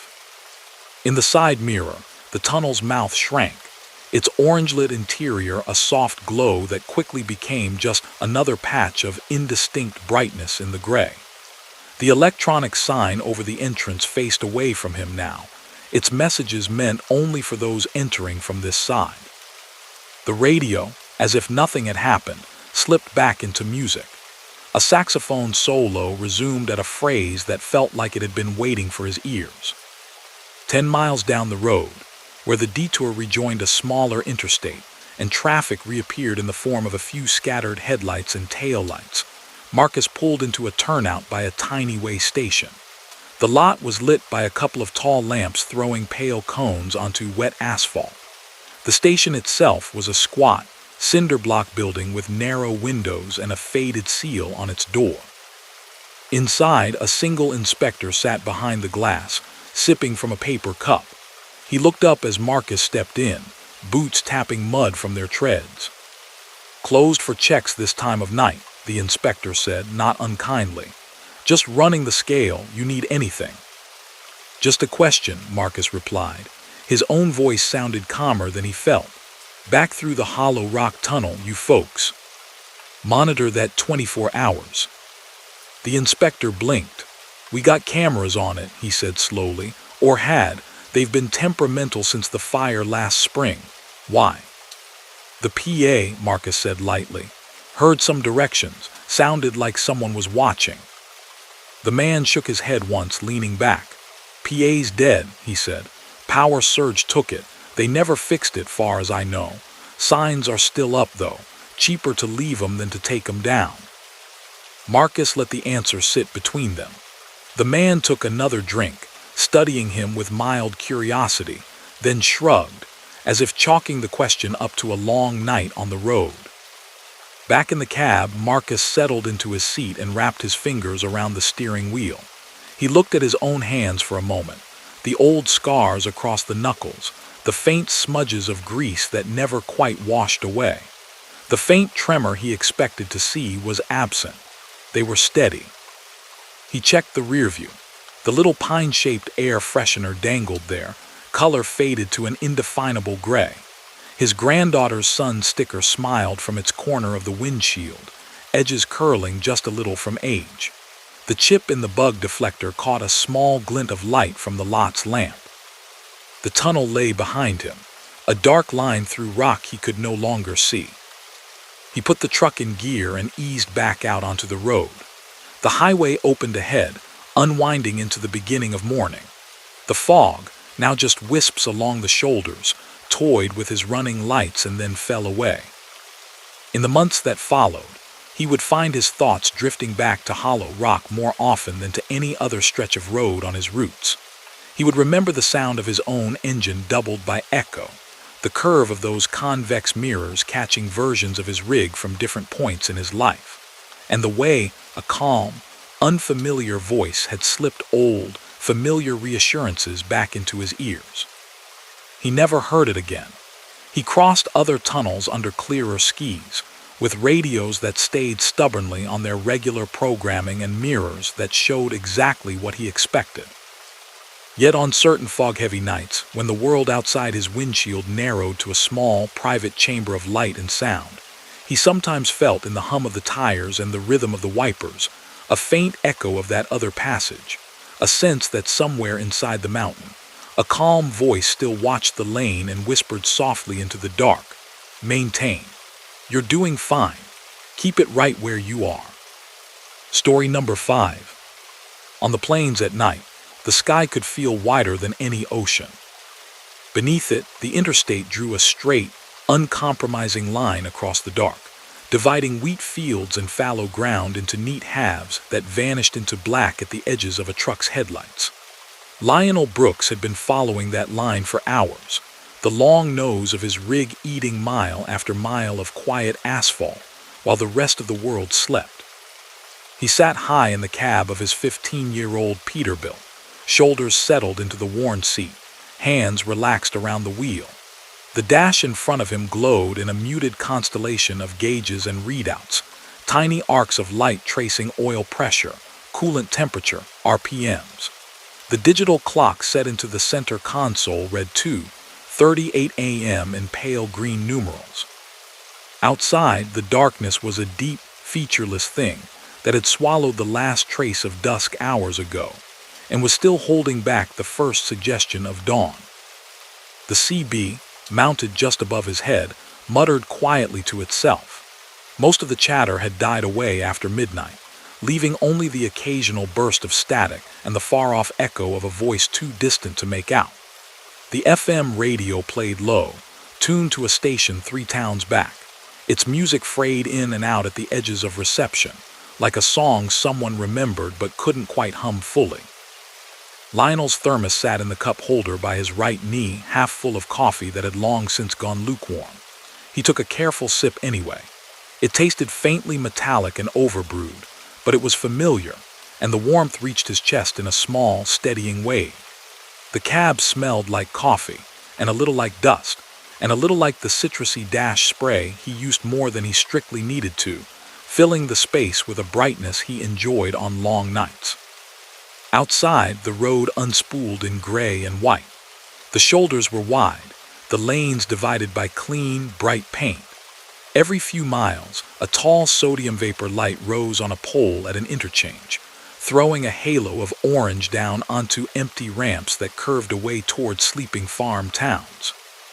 Up ahead, an electronic sign appeared, its amber lettering growing out of the dark like writing on an invisible chalkboard suspended over the road. Fog advisory. Next 40 miles. Use caution. Lionel's eyes flicked automatically to the thermometer on the dash. 41 degrees F. Not quite freezing. The air outside had been dry most of the night, but he knew how quickly that could change this time of year. Ground-hugging mists came out of nowhere on these plains, pooling in low swales, turning familiar stretches of highway into slow, gray corridors. He could have pulled off at the next big travel center, a complex of bright lights and concrete and chrome he knew was coming up in 12 miles. He pictured briefly the hot food under heat lamps, the muted TV above the counter, the low murmur of other drivers trading route talk over foam cups of coffee. He felt, with equal clarity, the quiet in his chest, the pull of the road still humming under his feet. He kept going. The fog arrived gently at first, like a suggestion more than a condition. The glow from the next interchange light stretched a little, blurred at the edges, the beams of his headlights finding soft whiteness along the ditches. Low, creeping banks gathered over fields on either side, lying flat and still, their tops sheared clean where the dry air sat above. A mile later, the fog grew bolder. It reached up from the ditches, fingers of gray spreading across the shoulders and toward the lane.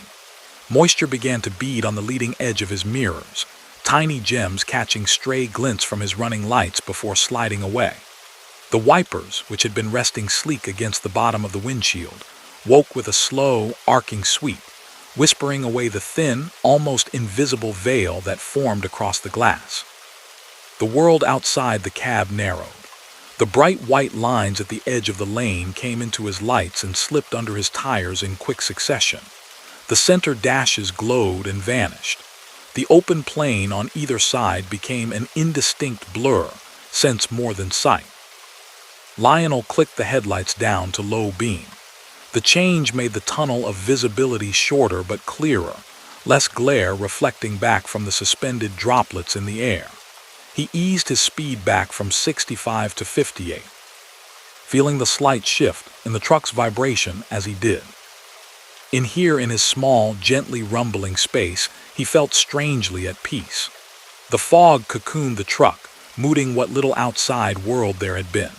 The sounds close to him, the murmur of the heater through the vents, the faint rattle in the overhead compartment, the soft creak of the seat when he shifted, took on a new clarity.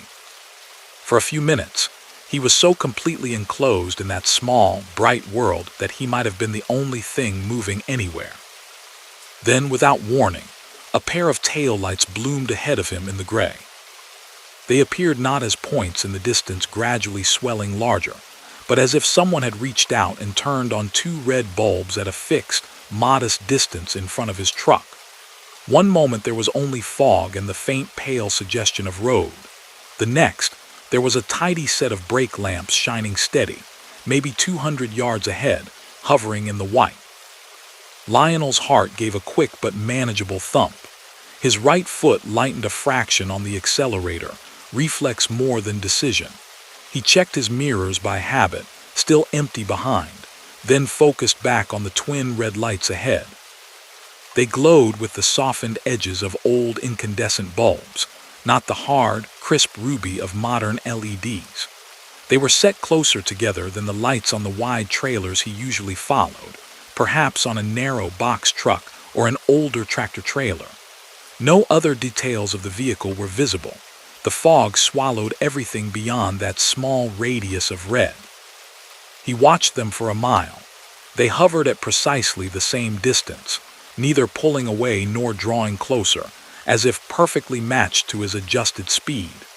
His cruise control had long since been toggled off in favor of manual, but his foot found the rhythm easily, keeping him in silent tandem. He lifted the CB microphone from its hook, the plastic warm under his fingers where it had sat by the roof for hours.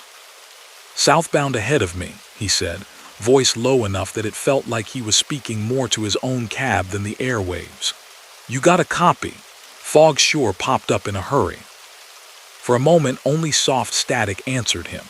Then, through the hiss, a sound emerged, a faint, ghosted response.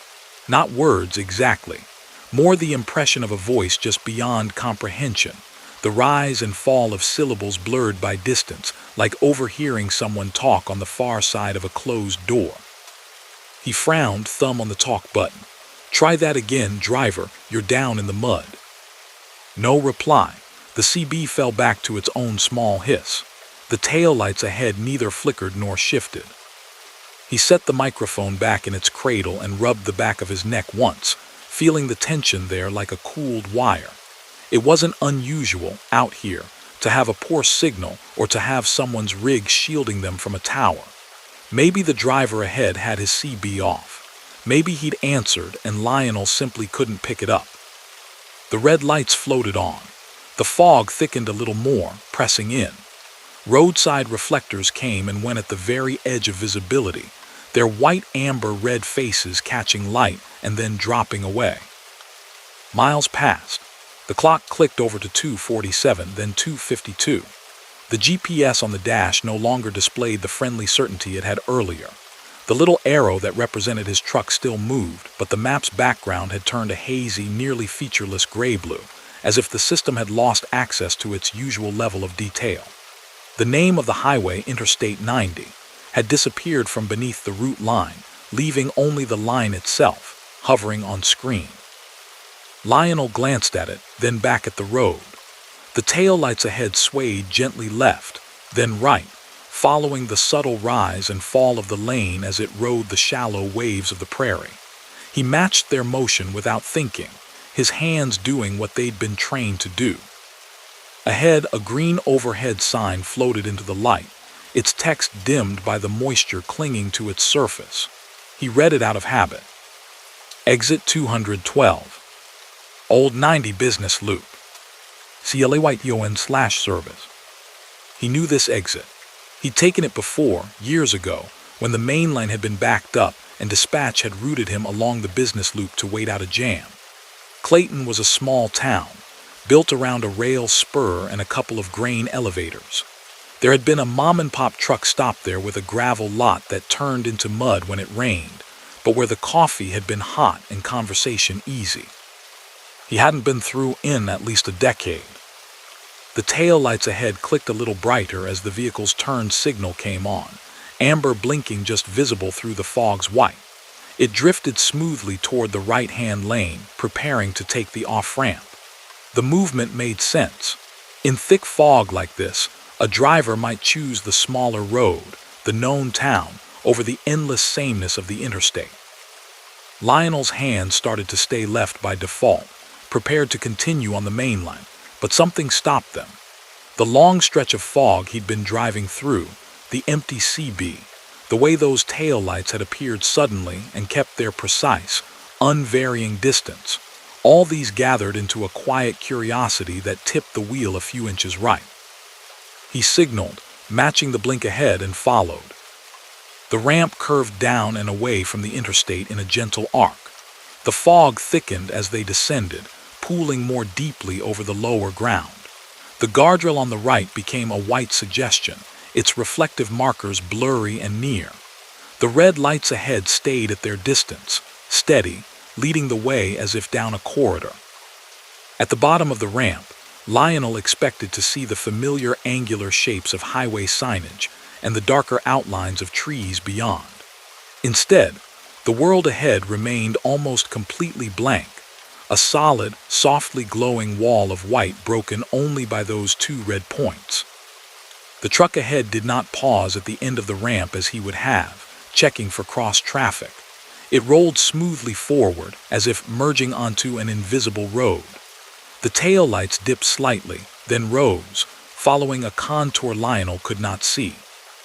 His hands adjusted, his rig followed. The pavement under his tires changed. The low, regular thrum of well-maintained interstate gave way to something older, rougher, a faint washboard texture that vibrated up through the steering column and into his arms.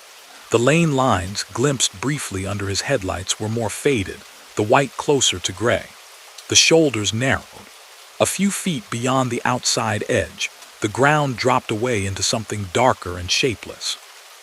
He realized with a small, specific jolt that there were no modern reflectors along this road, no chevron signs at curves, no bright, prismatic mile markers, just the fog, the old pavement, and the red lights. The CB crackled suddenly, sharp in the quiet cab. "I'll be out there, Nightjar. You still riding my back door, or do you peel off for coffee?" The voice was male, with a warm, worn drawl that held echoes of a region Lionel knew but couldn't quite place. It sounded like something out of an older decade. There was a softness to the consonants that modern CB chatter rarely had anymore, a lack of the clipped, efficient shorthand most drivers now used. Nightjar. The handle slipped into his ears like someone dropping a stone into a well that had long since gone dry, and thought it would never feel that sensation again. That had been his CB handle 25 years ago, when he was young and the road was still new enough to be a little frightening and a lot exhilarating. He had chosen it on a night much like this one, parked at the edge of a Kansas field listening to birds hunt the dark. He had used it for years. Then, when the company switched communication protocols and most of the drivers moved to text and app-based messaging, he had let it fall away, unused. He had not spoken it in over a decade. His thumb found the talk button before he consciously decided to press it. "Say again," he asked, voice a little quieter than before. "Who's calling, Nightjar?" There was a pause. The taillights ahead burned, unwavering. "Heth," the voice came back, tinged with amusement. "Hard case, aren't you? Fog must have you wrapped good. You sound older than I remember." Lionel swallowed, feeling the coffee sit heavy and cool in his chest. "Where you sitting?" he asked, eyes fixed on the red lights. "You up ahead in that straight truck?" The laugh that filtered through the speaker was softer this time. "Yeah, that's me. Old 16-footer with the gasping engine. You used to say you could hear me huffing half a mile behind you on a grade." Another memory bloomed, as vivid as the dashboard lights. A smaller truck, its white paint gone chalky under years of sun. A night on a different highway when he'd mentored a younger driver through his first run, their headlights tucked neatly together between two towns, the CB carrying easy conversation between them. The name attached to that memory came on its own, "Eddie?" he asked, almost under his breath. The silence on the other end of the channel shifted. He could not have said how. It was like feeling someone in a dark room turn their head toward you. "Well, look at that," the voice said softly. "You do remember."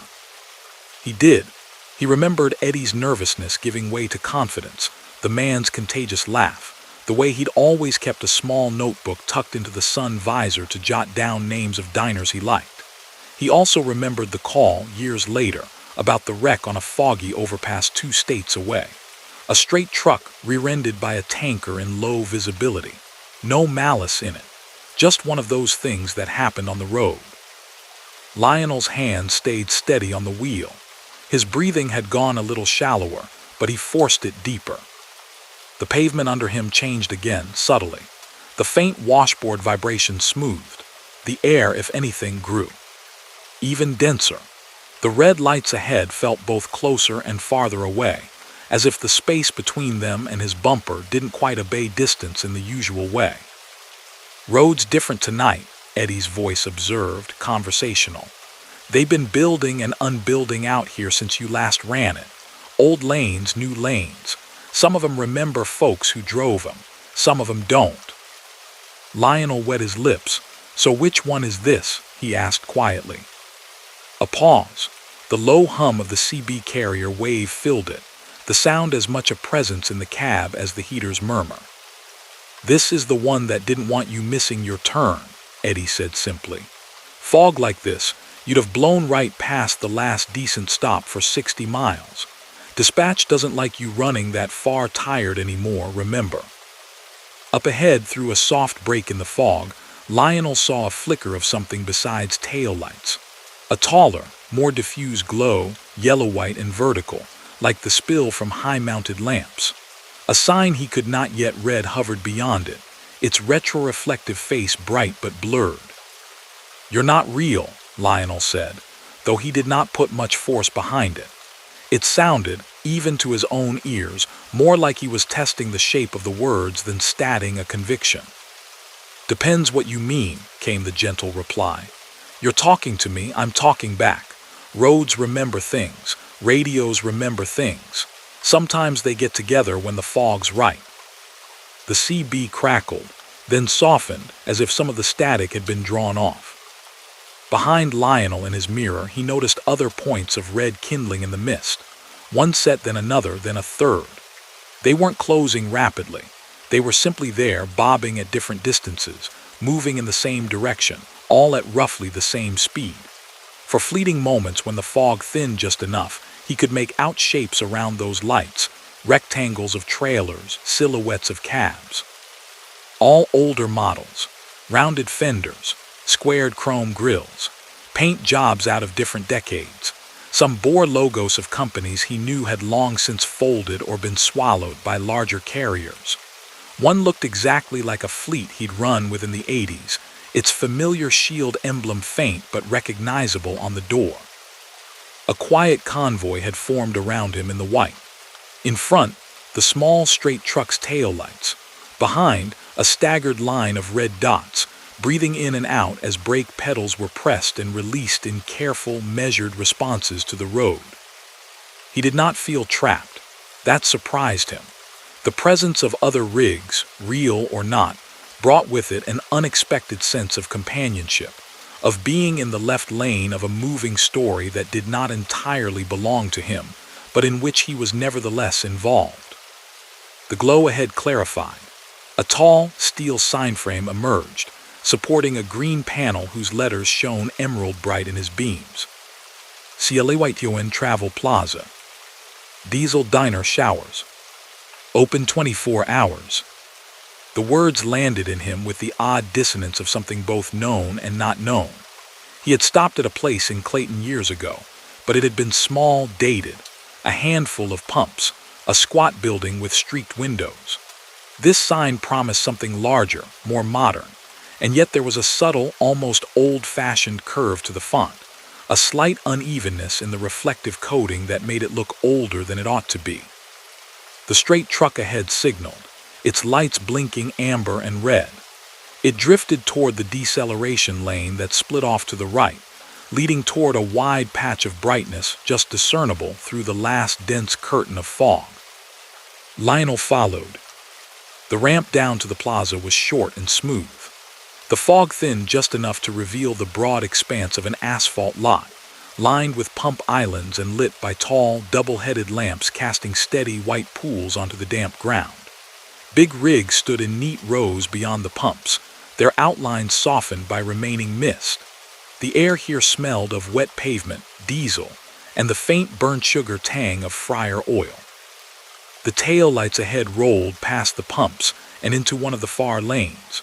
For a brief second, as Lionel turned the wheel and lined up his own truck a few spaces over, the fog peeled back enough around the smaller vehicle for him to glimpse its side. White paint, dulled by age. Faded lettering just visible along the box. Henderson and SONS Produce. Exactly the company logo he remembered Eddie running under. The curling script he'd traced once with a finger while they'd stood by the truck waiting for a dock. Then the white shape slipped behind a curtain of mist, and when Lionel finished his slow backing maneuver and settled his rig into a slot, the straight truck was gone. He set the brake, feeling the familiar hiss and clamp. He turned off the headlights. The plaza outside arranged itself into a softer world of grays and yellows, quiet and self-contained. One or two figures moved in the distance. A driver unloading something from a side compartment, a shadow passing behind the cafe windows, but the lot was mostly still. Inside the cab, the CB crackled one more time. "Get yourself some coffee, Nightjar," Eddie's voice said, gentle and fatting. "You can run the rest of it in the daylight." Lionel reached for the mic, but before he could lift it, the channel filled with ordinary noise. The overlapping bursts of real, nearby drivers, someone joking about a football game, someone else complaining about prices. His own handle, that old Nightbird name, did not come up again. He sat for a moment, listening to the murmur, feeling the slight residual tremble in his hands as the adrenaline of the fog run ebbed away. Then he took a breath, let it out slowly, and opened the door. The air that met him was cool and damp, but not as smothering as it had been on the open road. The fog lingered in patches, drifting between parked trucks like low, slow-moving clouds caught at ground level. The lights from the plaza building glowed warmly, reflecting off wet surfaces and making halos around his boots as he walked. Inside the travel plaza, the floor was clean tile, the counter staffed by a woman with a tired but friendly smile, a pot of coffee steaming behind her. A television mounted in one corner played a muted news channel, the images sharp, mundane. A small arcade machine blinked attractively in another corner, its colors saturated and bright. As he poured himself a fresh cup from the self-serve urn, Lionel glanced at a framed photo on the wall near the restrooms. It was an old black and white picture of the plaza when it had first opened. Fewer pumps, a shorter building, a handful of trucks parked at odd angles. Men in coveralls and caps stood in front, grinning at the camera. Above them, the sign read simply CLAYTON Truck Stop. He let his gaze drift over the faces, more out of idle interest than expectation. Midway along the row of men, a figure caught his eye, a younger man. Dark hair under a battered cap, his shoulders a little hunched, as if he hadn't quite gotten used to having his picture taken. His features were familiar in a way Lionel could not immediately place, like seeing someone you know well wearing clothes you'd never seen them in. Beside that photo sat a smaller one, color faded to almost sepia, in a separate frame. It showed a white straight truck parked at the edge of the same lot, fog ghosting past its bumper. The lettering on its side was just legible. Henderson and SONS Produce. Someone had written a date in marker on the bottom edge of the photo. The year was older than Lionel had expected. 2 years before the accident he remembered, long enough ago that the edges of time blurred a bit. He stared at it for a quiet moment, hearing the faint murmur of distant voices, the clink of cutlery from the miniature diner area, the hum of refrigeration units. Then he took his coffee to a booth by the window and sat where he could see the lot. Outside, the fog moved lazily between the rows of trucks, catching and releasing their running lights in soft, intermittent flashes. Here and there, a red lamp blinked as a driver tested brakes or locked doors. None of them burned with the steady, inflated orange glow of old incandescent bulbs. They were all crisp, clean LEDs, sharp-edged even through the mist.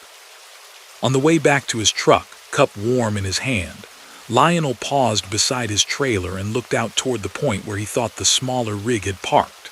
There was nothing there now but blank asphalt, slick and dark, and the pale arc of a lamppost's light. He climbed into the cab, shut the door, and sat for a moment in the familiar dimness.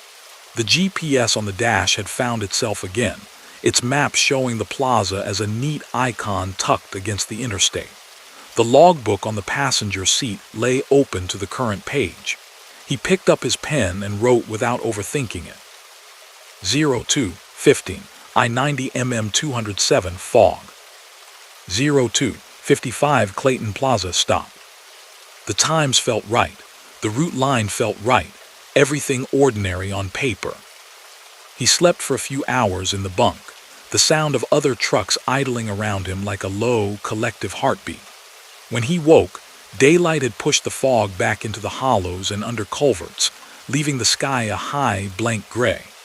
The road outside his windshield looked clear and straight, the interstate inviting. Back on the highway, as the miles rolled under his tires and the morning grew, the night's oddities settled into his mind like a story someone had once told him about himself. Real, but edged with the soft unreality of dreams left on a pillow. Still, whenever low cloud drifted over the plains just right, and the headlights of another truck ahead of him materialized out of it at a fixed, unchanging distance, he felt a small, companionable warmth at his back, as if, somewhere in the shifting white, an old straight truck with a gasping engine and incandescent lights kept pace, humming along a lane that did not quite belong to any map, making sure that tired drivers in the fog did not miss the exits they really needed. Story number 6. The sign should have been dark at that hour. Mile after mile, every driver she knew counted on it. The little roadside way station east of the river always closed at night, its windows black, its overhead sign blank. They rolled past in the dark under the steady command of green, closed panels and felt the smallest sigh of relief, even when they were well within limits. It was one less interruption in the rhythm of the road. Tonight, in the thick of the fog, the sign was alive. Elena Park saw it from a surprising distance, considering how short her world had become. The fog had turned the interstate into a narrow, softly glowing tunnel, the reflected light from her headlights painting close-walled curves of white on either side. Yet beyond that, out ahead and above the right shoulder, a rectangle of sharp, piercing green cut through the murk. Way station open, its letters unwavering and bright. Her fingers flexed on the steering wheel. The digital clock in the dash read 1:43 a.m. Outside temperature, 37 degrees F. The pavement was a damp, matte ribbon, beads of moisture trembling at the edge of the white line. She knew this stretch of highway well enough to picture it in clear daylight. The slowly rolling fields, the wide median, the stand of cottonwoods along the creek just past the station. She had passed that way house 100 times, its squat cinderblock shape tucked just off the ramp, its scale platform a long, gray strip of concrete flush with the pavement. She had never once seen it open after midnight. The cab of her truck was warm and faintly humming. Her company-issued Freightliner purred along the right lane, the refrigerated trailer behind her keeping its low, steady rhythm. The dash glowed in soft amber. The radio, turned very low, was playing a late-night call-in show where voices blurred into each other between long stretches of quiet. Her half-empty travel mug of coffee sat in the holder within easy reach, its contents now only lukewarm but still carrying the bitter comfort of caffeine when she sipped. She leaned slightly forward, squinting through the fog as the sign drew closer. No mistake, open. Underneath, a second panel glowed in warm yellow, its block letters scrolling slowly across. All CMVs must enter when lights flashing. And they were flashing. 2 amber beacons above the sign, throbbing softly in the mist like slow, synchronized heartbeats. Alina glanced in her mirrors. No headlights immediately behind her. No one in front either. Just the soft, broken reflection of her own running lights in the fog. The interstate felt strangely hers alone in that moment, as if everyone else had taken a different route and left her with this one. The law was plain enough. When the station showed open and the lights were on, she was supposed to pull in. Besides, a small, quiet sense of curiosity unfurled under her ribs. After all the time she'd rolled past that dark little building, what did it look like awake? She hit the turn signal. The indicator on the dash clicked with its familiar patient rhythm. She guided the truck gently onto the deceleration lane, feeling the faint change in vibration as her right tires crossed the dotted line and onto the smoother, newer patch leading toward the ramp.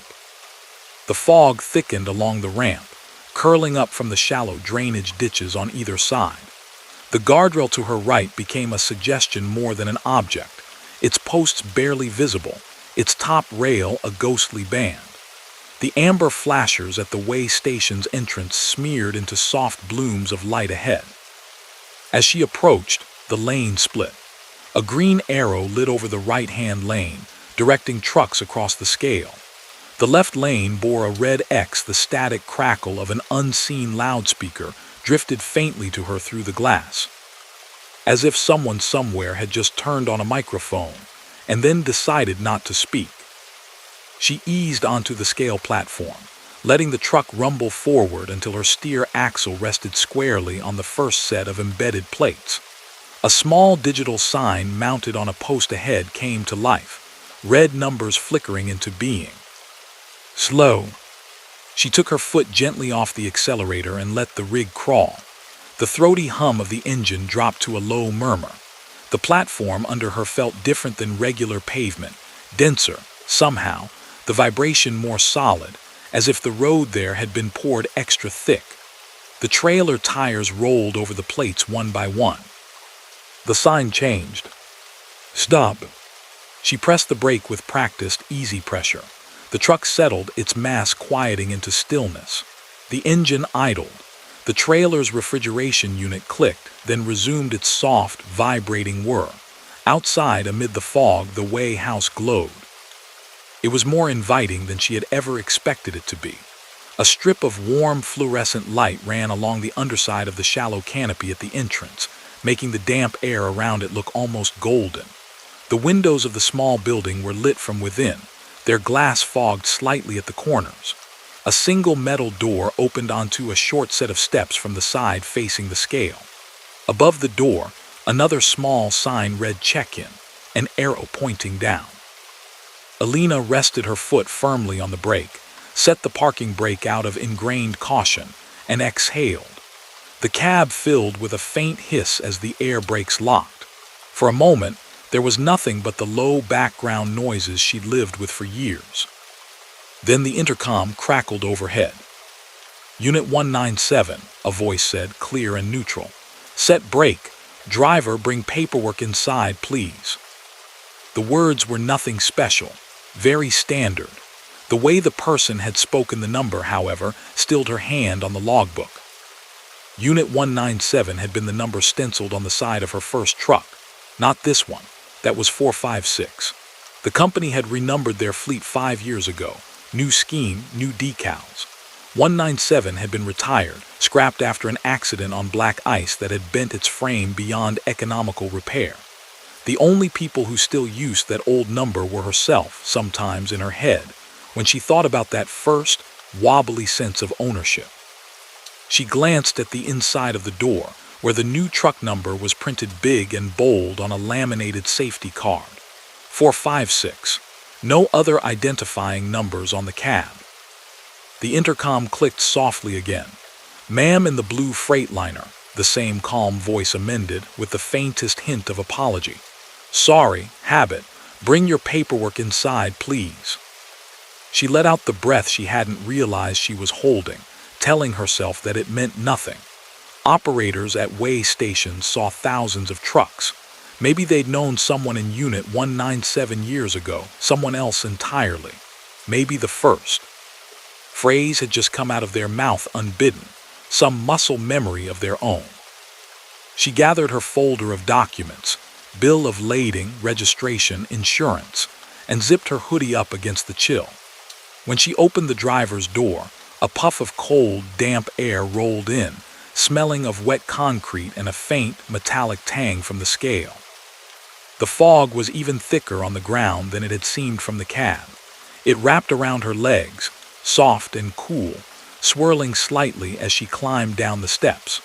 The surface of the scale platform was beaded with moisture that soaked faintly into the soles of her boots, making them dark. Her breath came out in quick, pale clouds as she crossed the narrow strip from the truck to the steps.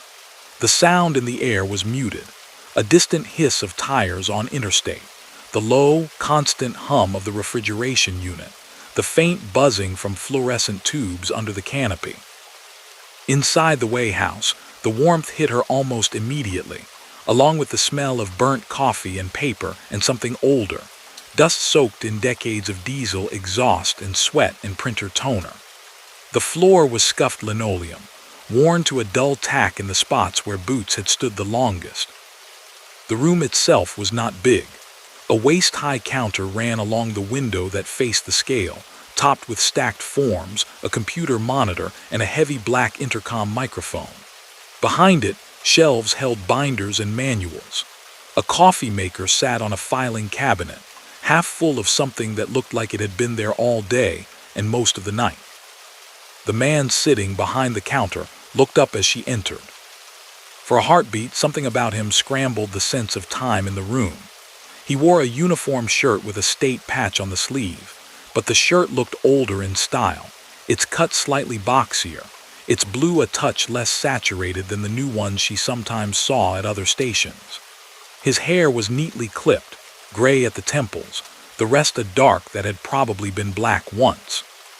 His face carried that ageless quality some working people had, the lines around his eyes sharp, but his gaze clear and present.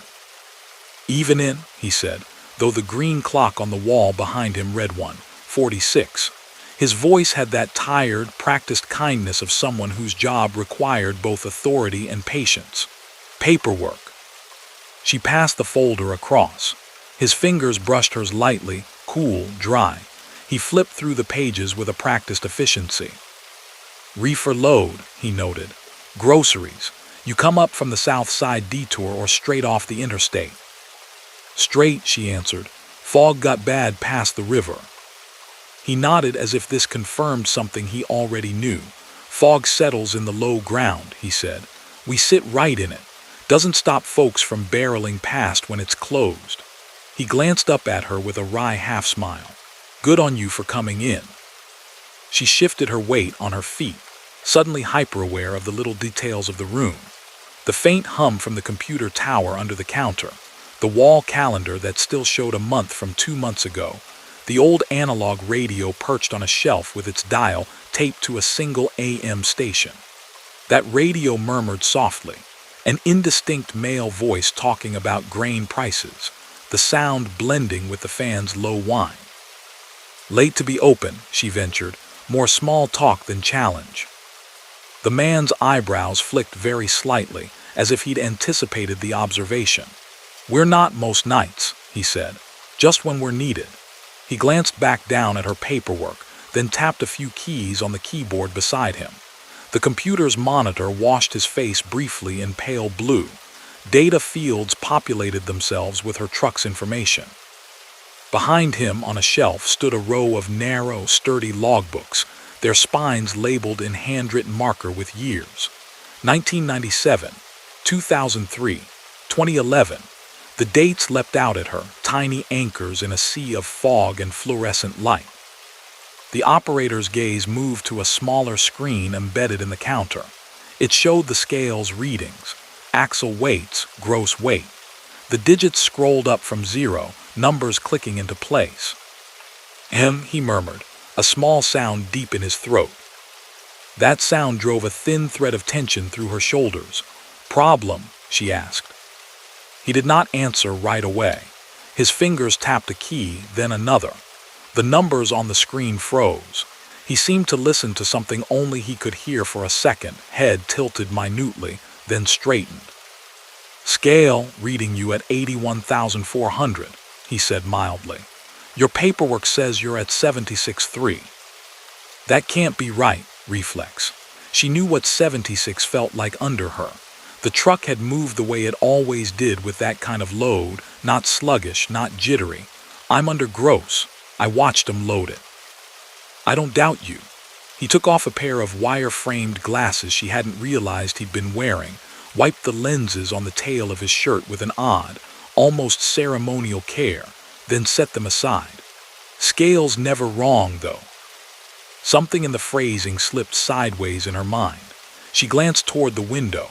Her truck sat in a soft halo of mist, pale against the night, perfectly ordinary. Refrigeration unit humming, running lights aglow.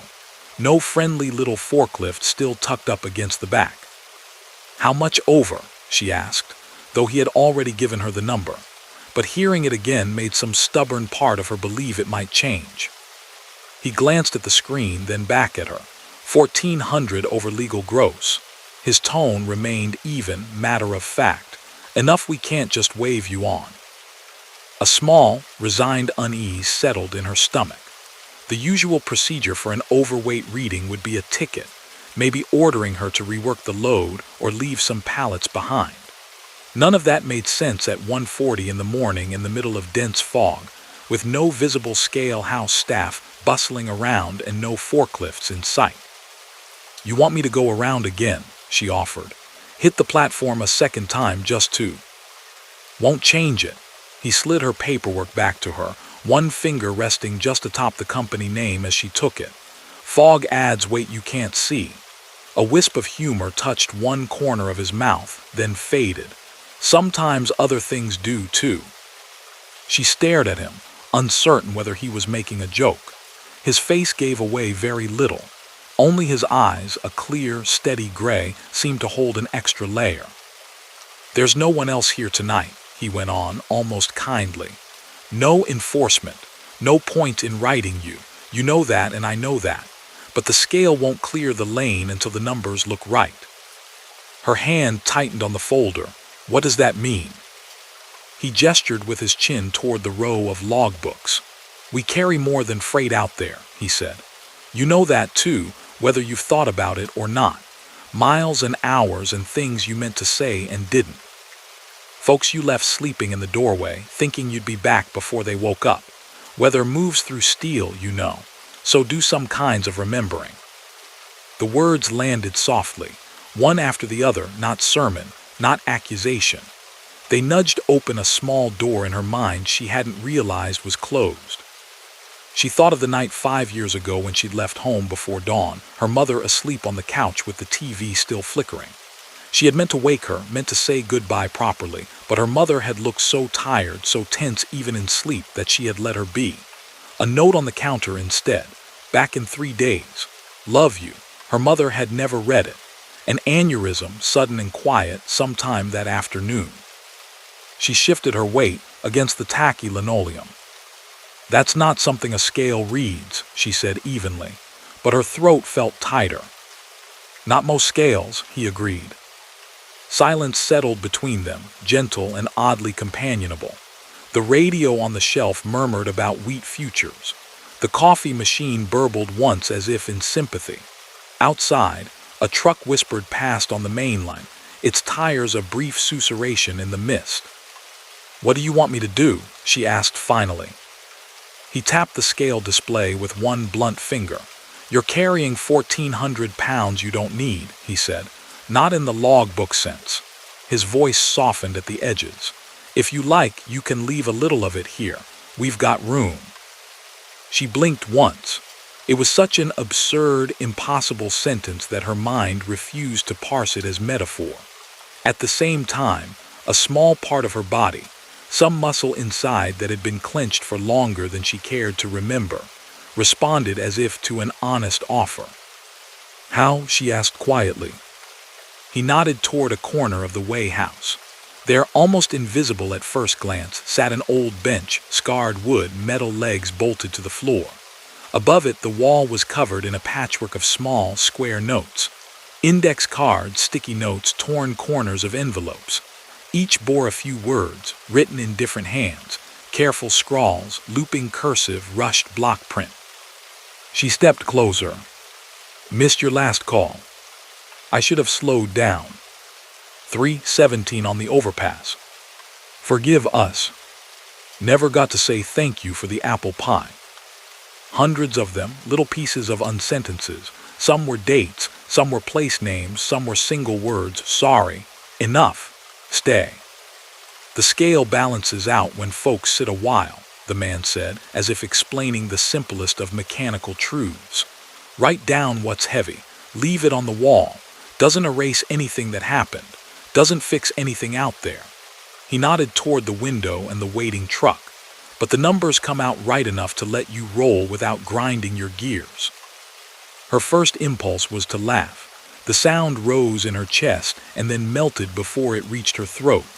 The fog outside pressed softly against the glass. The truck idled, patient. She sat down on the bench. The wood was smooth from years of use, worn to a gentle shine in the middle. It creaked just enough to remind her it had heard other weights, other shifts. There was a pen on the small shelf above it, attached to the wall with a length of twine. She took it in hand. Its barrel was warm from the room, its tip inky and ready. A blank square of paper waited beside it. For a long moment, she simply held them, feeling the tiny give of the paper under her fingers, the faint indentation where her thumb pressed. Her mind went through a rapid catalog of words. Too big, too small, too formal, too raw. Finally, almost without her choosing it, a short sentence rolled through. "I should have woken you up." She wrote it down. Her handwriting, always neat even when her hand shook a little, curled around the letters.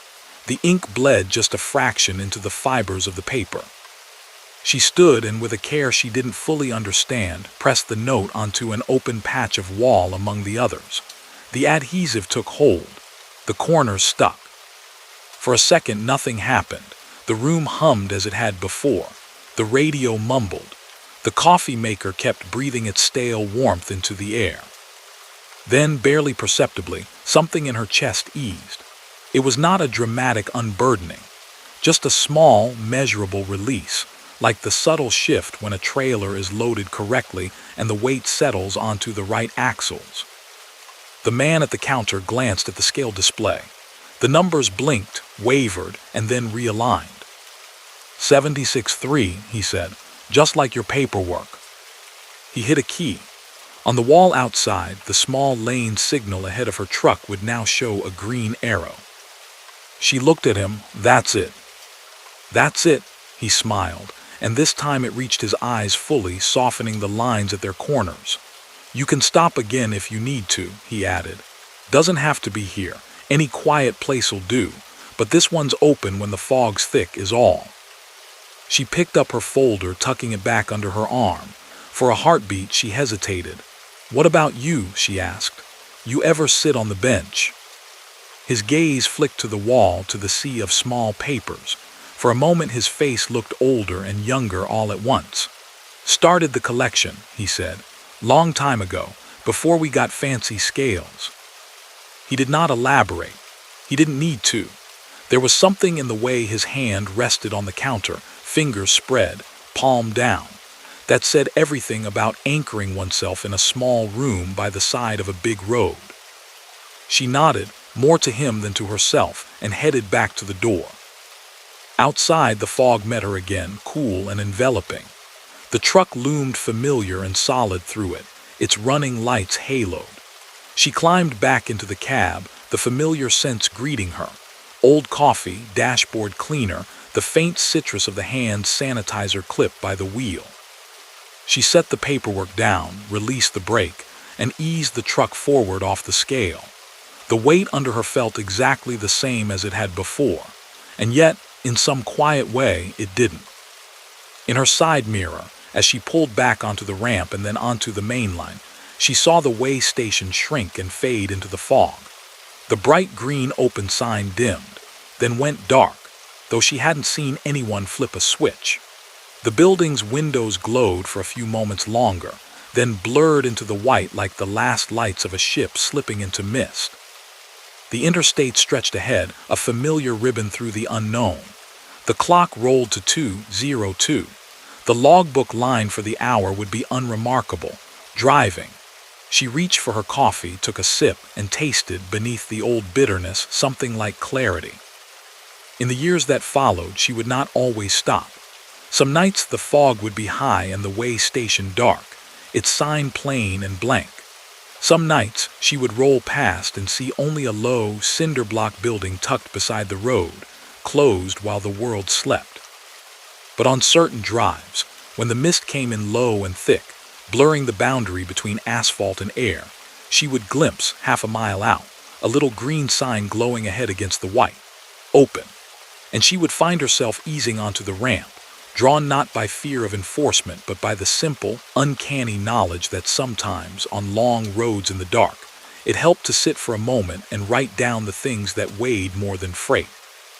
Story number 7. The highway ahead of him was a pale, endless line, hovering between two stretches of darkness that could have been land or sky or something that had forgotten how to be either. Devin Cole sat alone in the cab of his truck, hands loose on the wheel, his world reduced to the soft glow of the dashboard and the short, bright tunnel his headlights carved in the fog. The engine hummed with the even, contented note of a machine doing exactly what it had been built to do. The faint rattle of a loose plastic fork in the cup holder next to his thigh chimed in every time he rolled over a seam in the pavement, a tiny reminder that he lived here as much as anywhere else. Outside, the fog lay thick and low over the plains, blurring the distinction between the road and the wide, flat world on either side. The white line at the shoulder rose out of the gray, slid under his tires, and vanished again in a rhythm so constant it had long ago stopped needing his conscious attention. The center line dashed by in short, regular strokes, each one an insistent suggestion to stay exactly where he was. The dash clock glowed 12:57 a.m. in soft green numbers. His phone, mounted beside the GPS screen, read 11:57. He was approaching the time zone line again, that invisible seam where the numbers shifted by decree, and an hour vanished or appeared depending on which way you were traveling. He had crossed that boundary more times than he could count, watching the digital displays tick forward or back while the night itself remained exactly the same shade. The CB was quiet.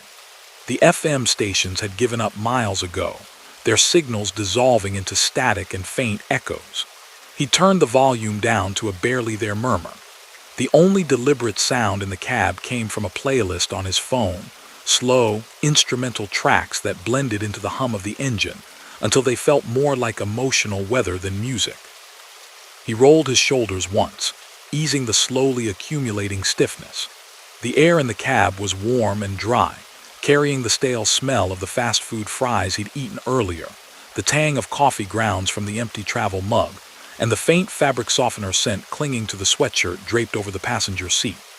Outside, when he cracked the window an inch, the air came in damp and cold, tinged with the scent of wet earth and some distant, faintly metallic note from unseen power lines. A green sign rose out of the fog on the right, floating into view like a thought he'd half expected. Time Zone Line 5. MILES. Rest Area 7 miles. He let his eyes track it as he passed. The GPS map showed a small icon where the rest area should be, just a simple blue square with a tree in it labeled Eastbound Rest Area. He stopped at plenty just like it. Concrete bathrooms, vending machines humming in a corner, a few picnic tables outside for people who weren't on the clock and could afford to linger in the sun. He checked the clock again. The green digits flicked over to 12:58. He rubbed his thumb over the textured grip of the wheel and thought about his logbook, the hours already written, the ones left in the day. He could push on past the line, run another hour or two into the next state, or he could take the rest area, close his eyes for a while, let the fog do whatever it was going to do without him. The fog grew thicker in that indecisive minute, as if answering for him. It climbed higher, swallowing more of the beams from his headlights, turning the world beyond the hood into a soft, luminous blank. The tall grass along the sides of the road disappeared completely. Even the faint suggestion of distant farmhouses, occasional smudges of light he'd seen earlier, fell away. Another sign appeared, closer now, its green brighter, its edges beaded with moisture that made the reflective surface shimmer slightly.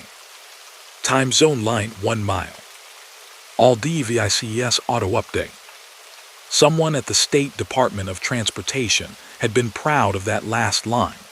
Like the highway itself, was reassured by the idea that time could be folded and unfolded on a screen.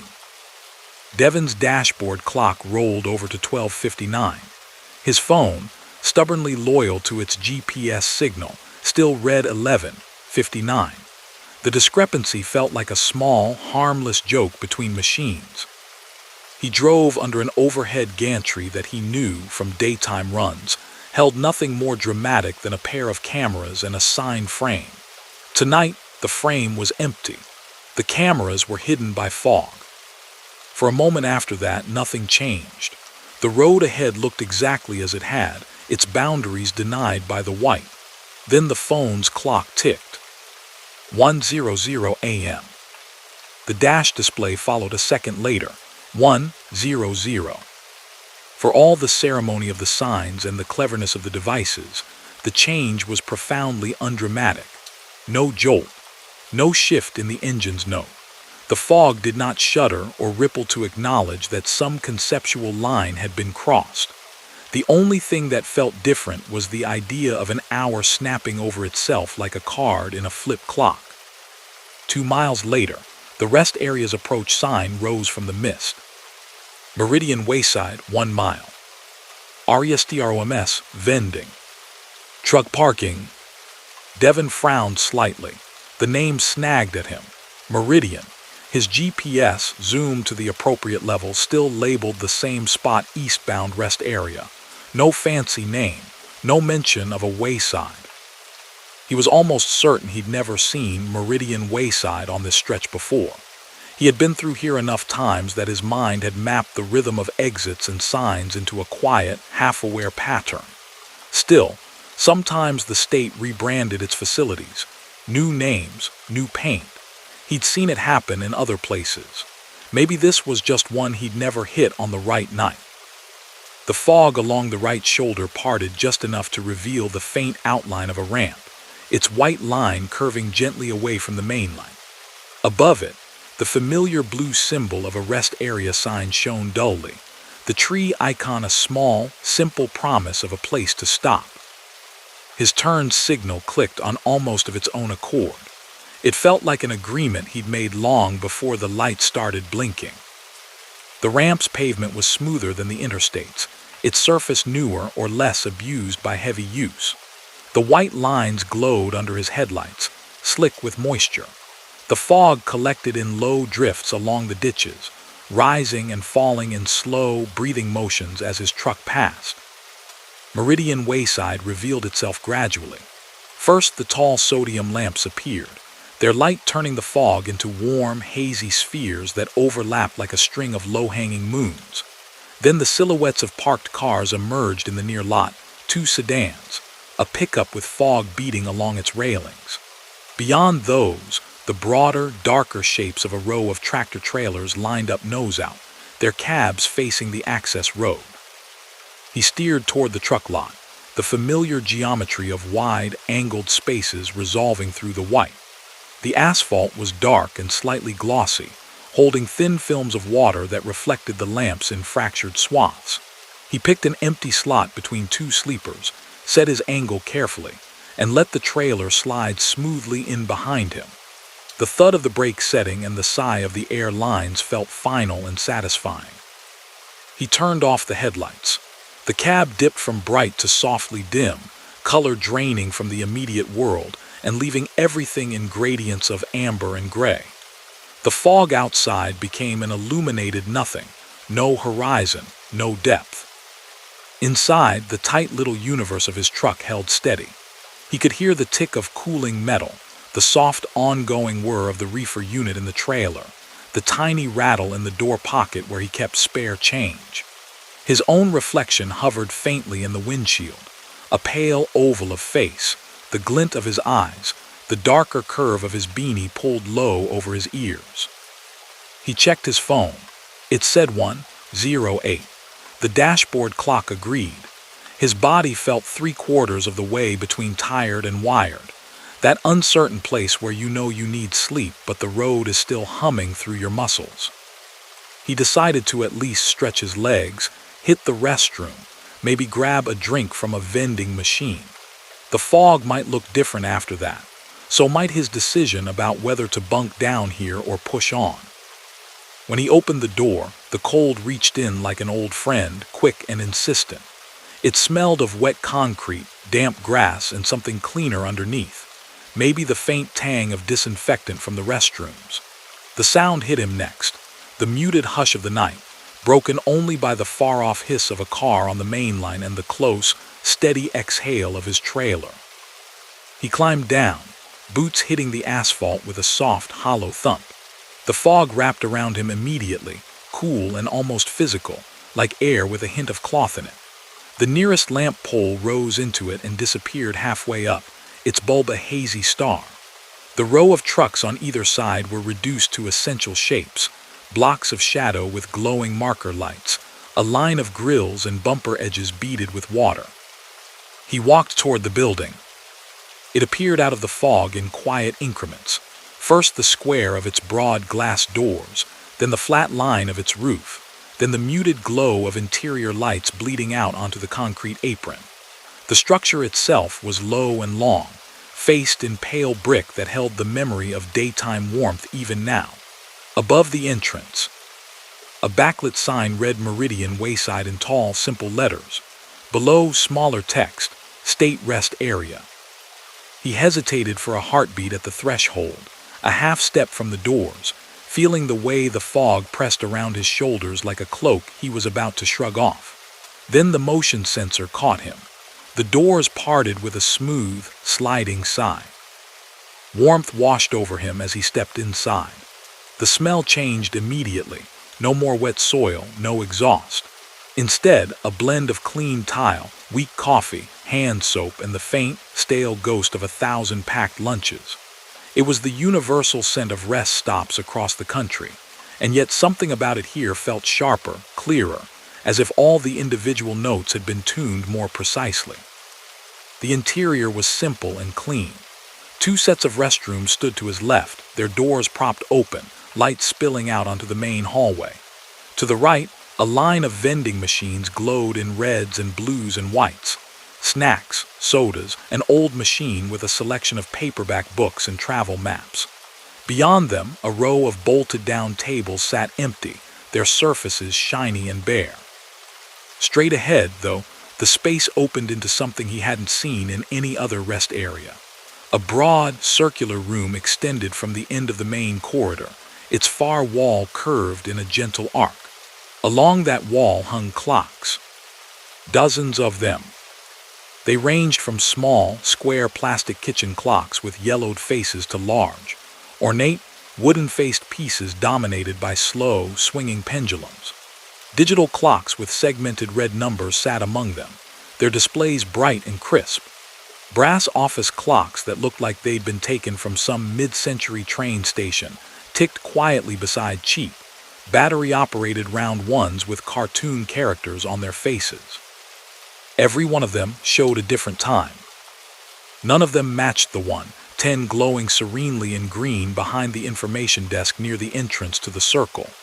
The analog clock's hands pointed to arbitrary combinations of hours and minutes, 3:46, 11:12, 7:03. The digital readouts were just as varied, 10:27, 4:59, 12:01. For a moment, Devin simply stared, the small, familiar part of his mind that liked symmetry and order bristling. Some rest areas did themed displays, local history, wildflowers of the region, old highway photos.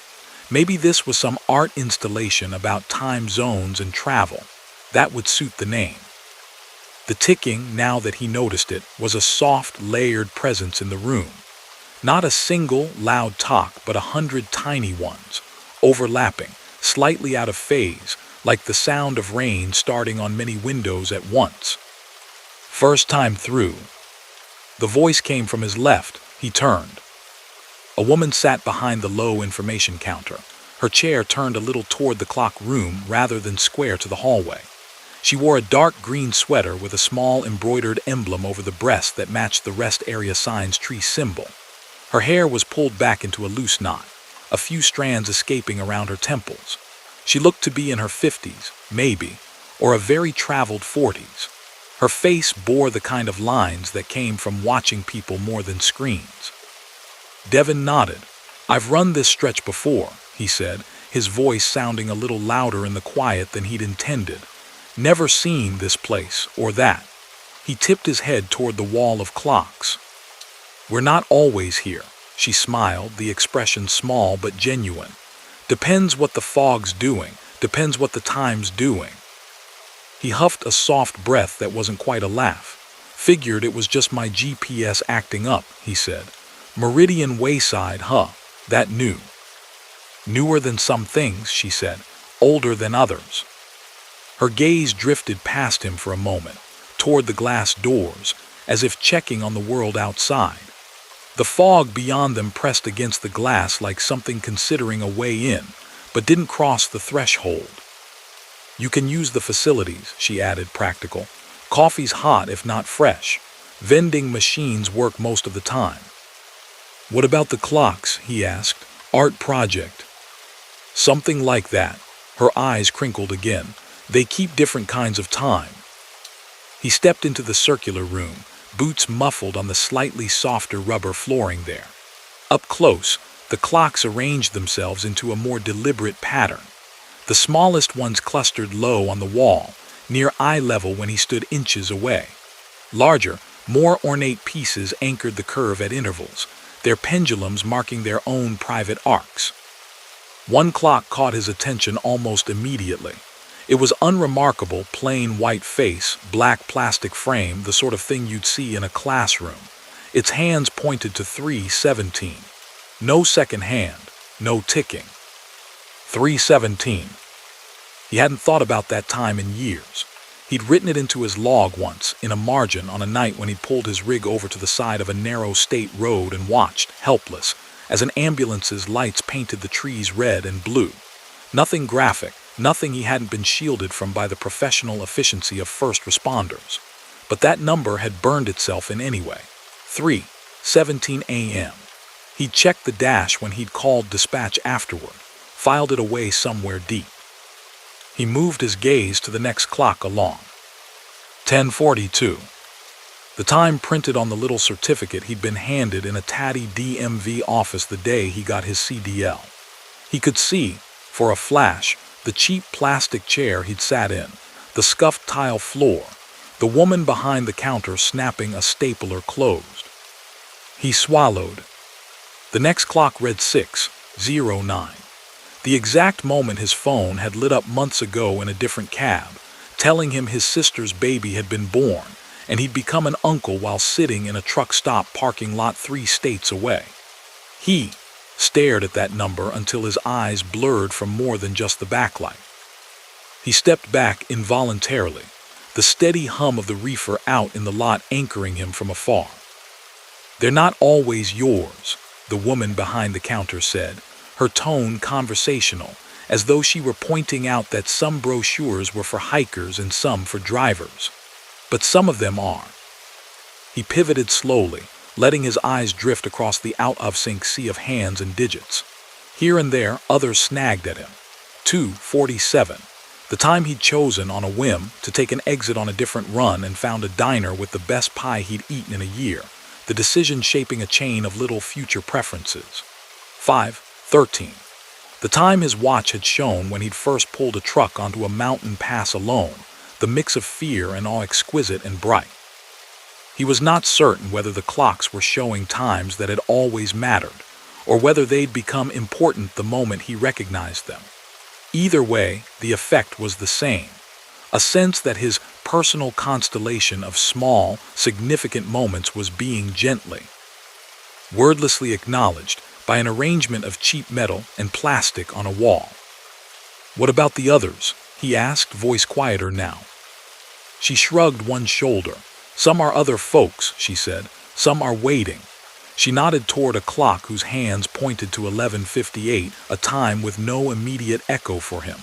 Its second hand ticked steadily. "Some are front-running," she added. "Front-running." She tilted her head, regarding him thoughtfully. "You know that feeling when you think about getting off at an exit and don't, and then hours later you find yourself wishing you had," she said. "Or when you decide to call someone and the phone rings before you can reach it, and it's them instead." She nodded back to the wall. "Sometimes time has ideas before you do." One of the digital clocks up high showed 3:03. Its colon blinked on and off, but the numbers held steady. He didn't recognize that time either.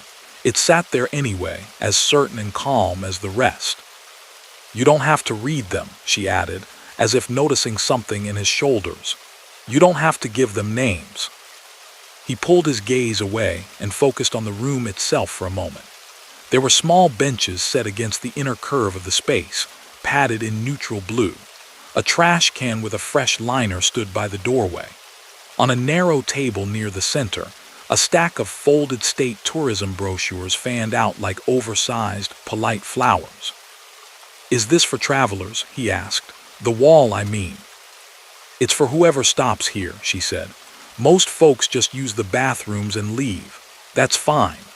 She glanced at his jacket, at the faint dust of truck stop and highway on his jeans. Drivers notice the clocks more than most. The public address system, which in most rest areas did nothing more interesting than apologize for wet floors and closing times, crackled briefly overhead, clearing its throat. No announcement followed. The noise faded.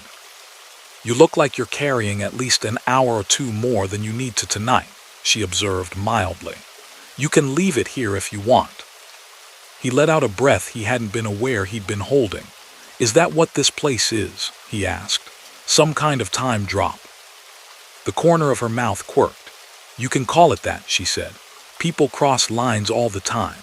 Time zones, county borders, the point where you decide to keep doing a thing or to stop. We just sit on one of those lines, that's all." She gestured faintly toward the fog-blurred window. "It gets soft out there when the air's like this. Sometimes it helps to have a room where you can see what's going on, even if you don't quite understand it." He thought of all the nights he'd driven straight through, counting hours like miles, converting them to pay and days off, and the simple satisfaction of making good time. He also thought of the mornings when he'd woken up in the bunk with the sense that he'd been moving the whole time anyway. Some residual forward momentum in his brain that rest hadn't quite arrested.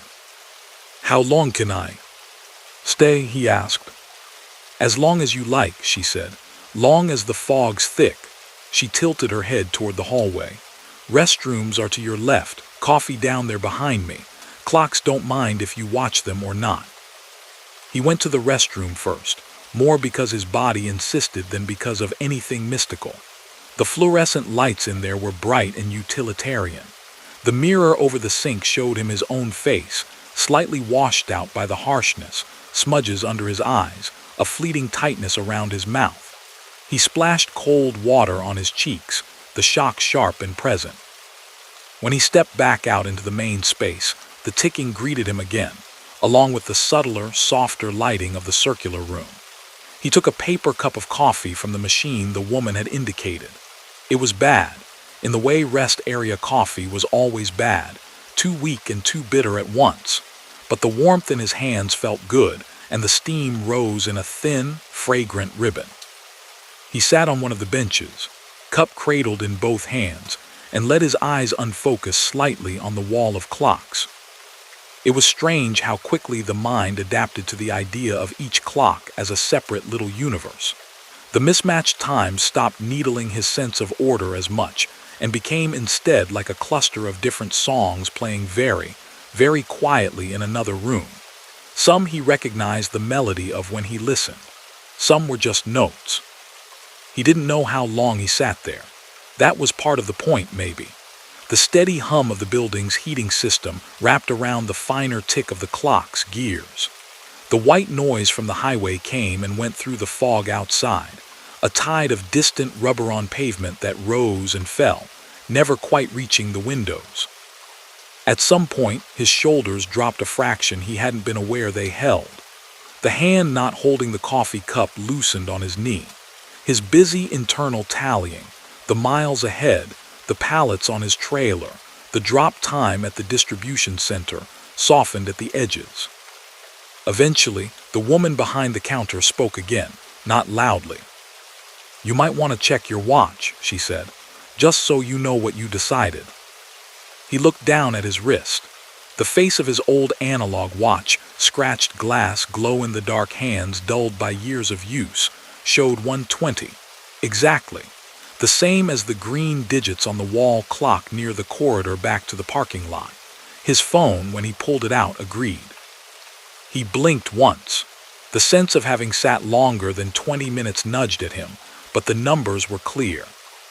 "Sometimes you get back what you thought you'd spent," the woman said, as if she'd seen that particular look on many faces before. "Not all of it, just enough." He stood, joints creaking softly. The coffee cup in his hand was empty, its bottom a small tan stain. He dropped it into the trash, the sound a papery thump.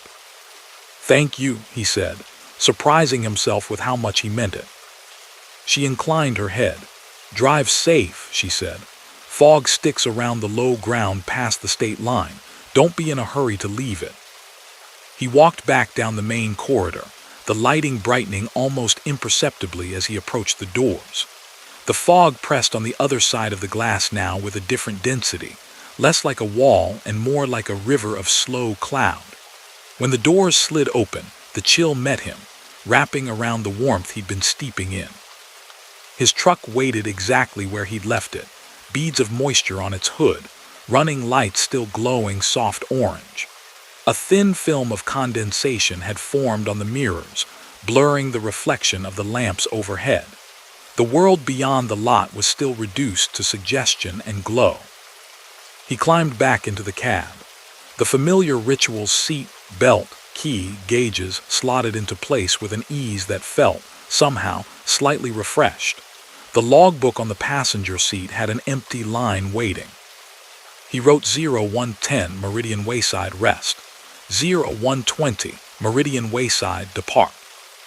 The brevity of the pause in ink did not match the sense of it in his body, but he left it as it was. As he pulled out of the lot and back onto the ramp, he glanced once at the main building. Through the fog, its shape was hazy but still present, the glow from its windows more suggestion than detail. For a second, as his headlights swung past, he thought he saw movement in the clock room, a shadow against the curve of the wall, some slight shift. Then the ramp curved, the view slipped away, and the merged lane rose up to meet him. Back on the highway, the signs came quickly. State line 1 mile. Time zone line. Welcome to the next state. His devices stayed in agreement now. No more lag between phone and dash. The fog began to thin in subtle layers as he drove, rising off the asphalt in faint, ragged veils before pulling back altogether to hang in long, low strands over the fields. When morning finally came, soft, overcast, the sky a pale, uniform gray, he tried to find Meridian Wayside on a map at a fuel stop hours farther on. The GPS showed only eastbound rest area. The state's travel app listed a generic facility at mile marker 212, with bathrooms and picnic tables and no attendant on duty after 10 p.m. On his next run along that route, a week later, the night was clear. Stars burned cold and bright above the ribbon of interstate. The air was dry enough to make the tips of his fingers crack when he forgot to use the little bottle of lotion in the door pocket. When he passed mile 212, the sign simply read Rest Area, 1 mile. The building that emerged in his headlights was familiar in a different way. A square, unremarkable structure, no curved clock room, no meridian wayside sign, just a pair of glass doors and the standard array of vending machines inside. The lot was half full of trucks. He drove on. But on another night, months later, when low clouds sagged and the fog folded itself back over the land like someone tucking in a blanket, and the clocks in his dash flicked uncertainly as he neared the time zone line, he saw it again. Meridian Wayside, glowing softly through the white, its name a quiet invitation. He did not always turn in. Sometimes he stayed with the straight, unbroken run, letting the hours slide over each other without pause.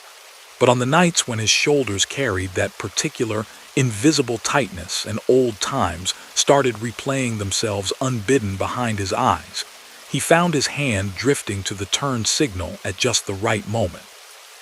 Inside, the clocks changed a little each visit. New times appeared. Some old ones shifted or vanished. The woman behind the counter was sometimes there, sometimes replaced by a man with a notebook, sometimes by no one at all, while the building itself seemed to mind the room. The ticking remained, layered and soft. The fog outside always pressed close, holding the world at bay. And every time he stepped back into his cab afterward, checked his watch, and saw the numbers align more kindly than he expected, he felt, in the humming quiet of the truck, that some small portion of his hours had been gently rebalanced, collected around him not by the hard arithmetic of a GPS log, but by the more mysterious, forgiving math of a place that sat on the line between before and after, between here and there, between 1 o'clock and the next. Story number 8. By the time the orange sign rose out of the fog, the night had already narrowed itself down to a tunnel.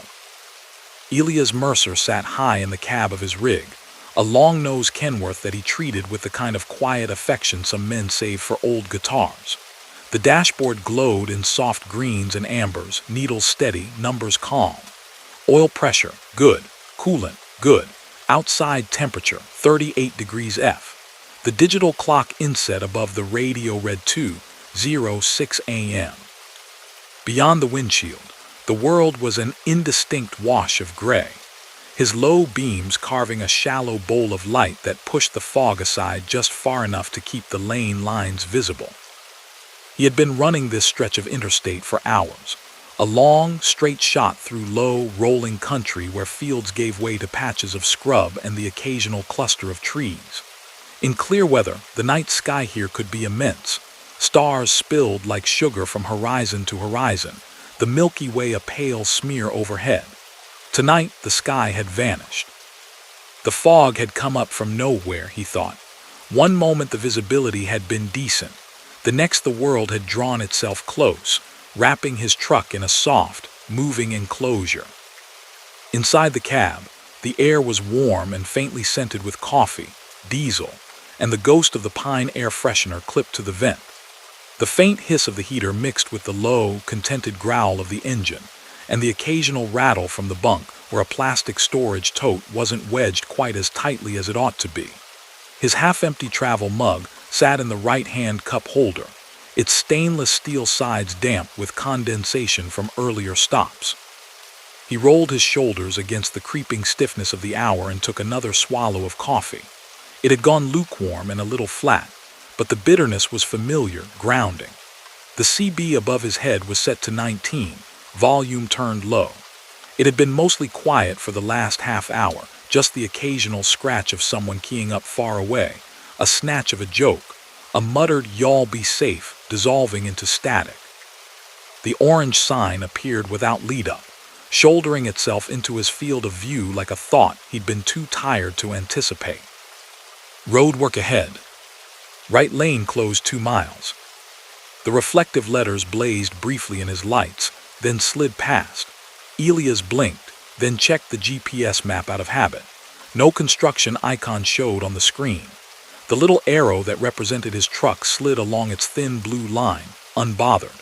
State dot websites didn't always keep up with night work, he reminded himself. Sometimes crews came out for a few hours to patch a seam or inspect a bridge and then vanished before dawn. Still, the hour made it odd. Most lane closures like this, at least out here in the middle of nowhere, happened closer to dusk, when traffic counts were low but not non-existent. 2 in the morning on a fog-thick night seemed like a poor time to ask anyone to set out cones. He eased his speed down a few miles an hour anyway, foot gentle on the throttle, truck settling into a slightly more deliberate hum. The white line at the edge of the lane rose and fell in his lights, a reliable brief flare followed by absence. The center dashes glowed, then were gone. The fog ahead thickened again, as if taking the warning sign as permission to close in. A second orange sign emerged. Merge left. Prepare to stop. Behind the blunt command, someone had affixed a strip of reflective tape at the bottom, a faint doodle in permanent marker across it, a little arrow curling back on itself, forming a loose spiral. It flashed once in his beam and was gone, a meaningless graffito, except that his eyes had caught it, and his mind filed it in that deep place where oddities sometimes went to become later stories. Another half-mile and the work zone made itself clear. Cones rose from the right shoulder first, their wet sides gleaming softly, then marched into the lane in a gentle, tapering line that pushed traffic left. Beyond them, the glow of a large arrow board pulsed in the fog, amber bulbs arranged in a chevron, insistently pointing away from the closed side of the highway. In front of it idled a pickup truck, its hazard lights blinking in patient rhythm. Mounted on its tailgate was a lighted sign with reflective block letters that read, in no-nonsense black, "Pilot car. Follow me." Elia's foot eased further off the accelerator of its own accord. He had run pilot car convoys a few times before, usually in daylight around long single-lane closures or over narrow mountain passes. A lead vehicle with a "Follow ME" sign would trundle ahead at a set speed, shepherding a string of cars and trucks through blind turns or past big equipment. At night, in regular fog, it made sense. Tonight, in this thick, low, oddly still fog, it felt almost like something else. A single set of lights in front of him, an invitation to let someone else's judgment replace his own for a while. He clicked his turn signal once out of habit as he merged fully into the left lane, then let the rig roll forward until he was a respectful distance behind the pickup. Its brake lights flared briefly, then settled. The arrow board at the side of the road swept its glowing chevron left, as if giving its blessing. The CB crackled to life, sharp enough in the quiet that he glanced up. "Southbound Kenworth in the left lane, you're my first little duckling," a voice drawled, amused. "Fog's something fierce. Sit tight on my bumper, we'll walk you through."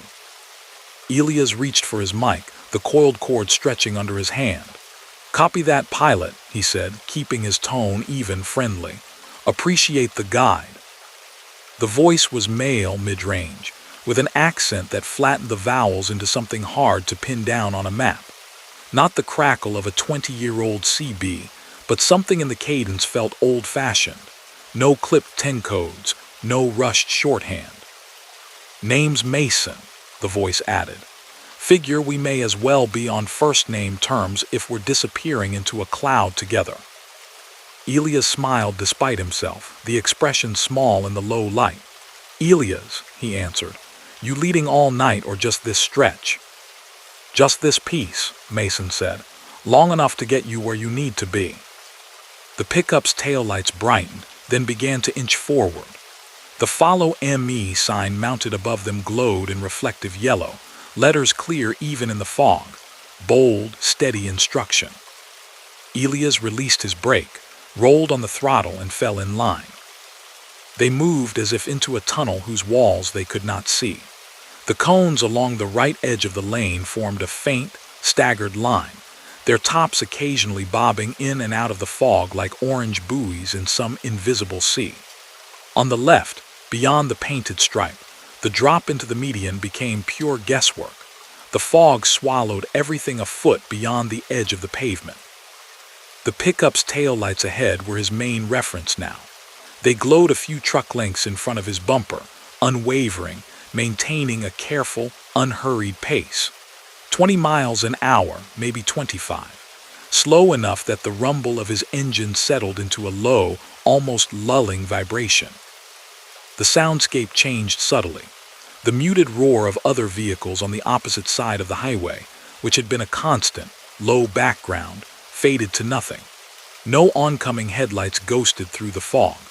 No distant whoosh of tires on wet asphalt reached his ears. For the first time in hours, it felt as if his lane, his truck, and the small pilot car ahead were the only things moving in a white, undefined world. He glanced at the GPS. The little arrow that marked his position had veered slightly off the blue interstate line, following what the device interpreted as a parallel frontage road. No lane closure, no highlighted construction. The map's pale background offered no further commentary, just a gridless, anonymous patch of digital earth. His fingers tightened on the wheel by a fraction. "Hey, Mason," he said into the mic, voice kept light. "This detour meant to drop us back on before the river or after?" The reply came back almost immediately. "After," the man said. "Don't you worry, shortcut of a sort, regular lanes are having a rough night." Ahead, the pickup's brake lights flared briefly, then dimmed. The road curved, though he hadn't seen any sign warning of it. The lane bent gently to the right, then back left again. No overhead lights marked the way, only the low smear of his own beams and the halo around the smaller vehicle's lamps. On the right, beyond the intermittent glow of the cones, a hint of structure emerged now and then. The dark verticals of trees, a suggestion of a low embankment. Once, the ghostly reflection of his own headlights in what might have been standing water. Each hint was there and gone before he could be certain. The pilot car, "Follow ME" sign bobbed up and down slightly as it rode the imperfections in the pavement. The letters, in that curious way old reflective paint sometimes had, held onto his light a heartbeat longer than seemed strictly physical, a subtle persistence that kept the words floating in his vision even in the split second after the car dipped. Elias became aware of the feel of the seat under him with unusual clarity, the slightly compressed foam beneath his thighs, the faint vibration traveling up through it, the cool spot at the center of his back where the air from the vent brushed the fabric of his shirt. His own breathing sounded, small in his ears, matched to the slow sweep of the wipers on the windshield. They passed between two things that might once have been concrete barriers. The fog clung to their sides, revealing only their immediate faces, pale, rough, touched with graffiti that had long since faded into unintelligible loops. As his lights slid over them, for half a second each, faces seemed to bloom there.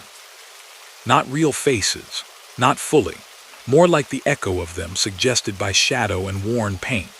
The curve of a cheek where moss had grown, the dark hollow of an eye conjured by an old, rusty hole.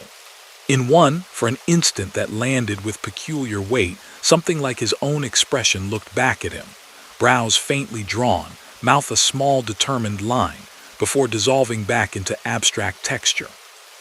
"Roads remember," Mason's voice murmured over the CB, as if commenting on something both of them could see. "Places like this, they hold on to all the people who have passed through. Lines don't always stay where you paint them." Elias cleared his throat, the sound swallowed by the cab. "You folks do this run a lot?" he asked, defaulting to the practical. "Night pilot in the fog." "Only when it piles up like this," came the reply. "Keeps you boys from running into a mess you can't steer around." The word mess carried no grisly weight, just a simple, sober acknowledgement of inevitabilities on asphalt. Still, something in the phrasing made him glance once briefly at the clock. 2:18. Time sliding forward, apparently normally, inside the cocoon of white. They reached what felt like the bottom of a shallow dip. The engine note deepened faintly as the grade leveled, then began to rise. The pilot car's taillights climbed, their glow smearing a little in the thicker plank of fog ahead. The cones on the right became more sparse, then vanished entirely. For the first time since they'd left the main line, another light appeared in his side vision. On the left, at the edge of the possible, a faint, pulsing red and blue flicker painted the fog in ghost colors. It was distant, muffled, like fireworks reflected in a cloud. "Wreck up on the river bridge," a new voice said on the CB, cutting in across the channel in a burst of clipped syllables. "Units on scene. Both lanes shut down. Backed up 5-6 miles." Elia's hand moved toward the mic, but Mason spoke first. "Copy that," the pilot drawled easily. "Got one with me. We'll come in the long way." The glow on the left brightened for a pulse, then began to fade behind them as the unseen emergency scene fell away somewhere off their flank. In his mind's eye, without needing details, Elias could picture it. A knot of headlights and flashing bars in the fog, men and women in reflective vests moving with purposeful calm, drivers jolted out of their own private tunnels and into someone else's misfortune. He realized, with a sensation like dropping a small stone into cold water, that if he had stayed on the main line the way he'd planned, at the speed he usually ran this stretch, he would have been arriving on that bridge right about now. The detour they traveled now felt older than the interstate. The pavement under his tires carried a different tone, a slightly higher, smoother hum, like a secondary road that had once been primary before progress had drawn a straighter, wider line elsewhere. Grass, when the fog thinned enough to offer a glimpse, crowded closer to the shoulder. Here and there, through momentary holes in the white, he saw the darker shapes of old fence posts, leaning together as if conferring. "We're parallel," Mason said, as if answering a question Elias had not voiced. "Same direction, little offset. Think of it like skipping a stone to the side of the main current." The pilot's taillights bobbed, then leveled. Up ahead, the fog thinned almost imperceptibly, the color of the night shifting from solid gray to something with a suggestion of depth. The "Follow ME" sign's reflective script dimmed as the car edged away from his direct beams. "Almost there," Mason added. "You'll see the ramp back on in a minute. Merge careful. Folk get jumpy when they come out of a standstill." The road curved right. The grade tipped gently up. On the left, a shadow resolved into the faint outline of a concrete overpass, its rails just visible, its underbelly lost in darkness. On the right, lights appeared through the fog, the familiar staggered line of brake lamps stretching into the distance along the mainline lanes, a solid vein of red. The pilot car slowed, its own brake lights brightening in Elias' windshield. An overhead sign loomed, green and damp, white letters smeared but legible. "River Alt 14 mile. Through traffic merge." The GPS map, as if waking from a brief disorientation, redrew itself. The blue route line bent back toward the main interstate, rejoining its thicker artery just beyond a small icon indicating a bridge. The pilot car signaled right, its blinker a metronome in the fog. Elias mirrored the motion, his own indicator ticking steadily on the dash. The short ramp rose and bent, carrying them up and over the shoulder of stalled traffic. Below, through gaps in the fog, he caught glimpses of cars and trucks sitting nose to tail, their cab lights glowing in resigned stillness. A stray horn sounded once, more out of habit than anger. At the top of the ramp, the lanes opened ahead, empty for the moment between the backed-up queue and whatever waited beyond the river. Mason's pickup drifted into the right-hand lane, then rolled a few truck lengths ahead before his brake lights flashed twice, a brief, almost casual signal. "All right, Elias." His voice came over the CB, quieter now, like someone leaning back from a microphone. "You're clear. Keep it slow past the scene. Once you're over the water, you're on your own line again." "Appreciate it," Elias replied, lifting the mic a little closer. "Didn't even know there was a way around here." "There usually isn't," Mason said, and there was a smile in it, audible even through the grain of the radio. "Fog's good for making new ones. You have yourself a decent night." The pilot car's right blinker came on. It drifted toward a short, barely marked access road that ducked off the shoulder and vanished almost immediately into a stand of trees and fog, its taillights dimming, then gone. Elias blinked, momentarily startled by the swiftness of its disappearance. He kept his own truck steady, easing into the center of the now open lane. Ahead, the fog pulsed faintly with the reflected flicker of emergency lights. The bridge revealed itself in segments, the approach grade, the first low concrete barrier, the vague sense of water below as his tires crossed that slightly different-sounding expanse. On the far side of the median, he could just make out the morass of stopped vehicles, a tangle of silhouettes haloed by strobes, people standing beside open doors. The pale rectangles of reflective vests moving among them. He did not look closely. There was nothing to be gained from it. He kept his speed low, his hands steady, his gaze forward. As he passed the densest cluster of light, the air in his cab seemed to cool by a degree or two, as if in acknowledgement of some invisible, solemn crossing. Once he was on the far shore, the fog thinned like breath dispersing. The red brake lights in his mirrors dwindled, then disappeared entirely behind the gray. The highway ahead opened, the lane markers crisping at the edges. Overhead, a gap in the clouds even hinted at a few faint stars. The CB, which had been dominated for a few minutes by chatter about the closure, drivers swapping details, dispatchers rerouting, settled back into its usual low murmur. Someone a dozen miles behind him cursed softly about timing. Someone else, voice tight but controlled, said, "Could have been us," and another answered, "Wasn't," with the subdued relief that threaded through nights like this. Elias checked the clock. 2:31. He had been with the pilot car for what felt like half an hour, maybe more, but the digits suggested less. The odometer's incremental roll backed that up. A couple of miles sidestep, that was all. He reached instinctively for his logbook, laying it open on his thigh at the next straight stretch. In the remarks column, in smaller, neater handwriting than usual, he wrote, 2:06, fog detour W pilot car, Mason, back on I-47 after river.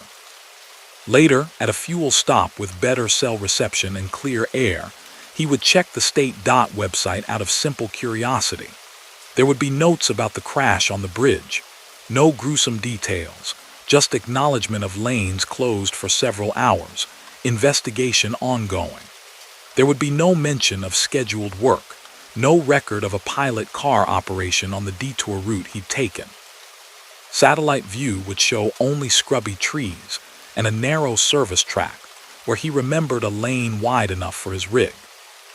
He would ask other drivers in the lounge if they'd ever run a guided detour there in fog. Some would shake their heads. One old-timer might squint and say something like, "Had a follow-me truck pull us off there once years back when the river iced over bad. Thought I'd imagined that. Guess not." And on future nights, when the fog pressed low and insistent against his windshield and the line between where he was and where he might end up felt thin and complicated, Elias would sometimes catch, far ahead in the mist, the brief suggestion of two soft red taillights and the pale ghost of a Follow ME sign. Sometimes, when he blinked and looked again, there would be nothing there but his own beams on wet paint. Other times, when the air and the hour were just right, the CB would crackle softly, and a familiar, easy voice would say, "Little thick out, isn't it? Fall in if you like. We'll get you around what you don't need to see tonight."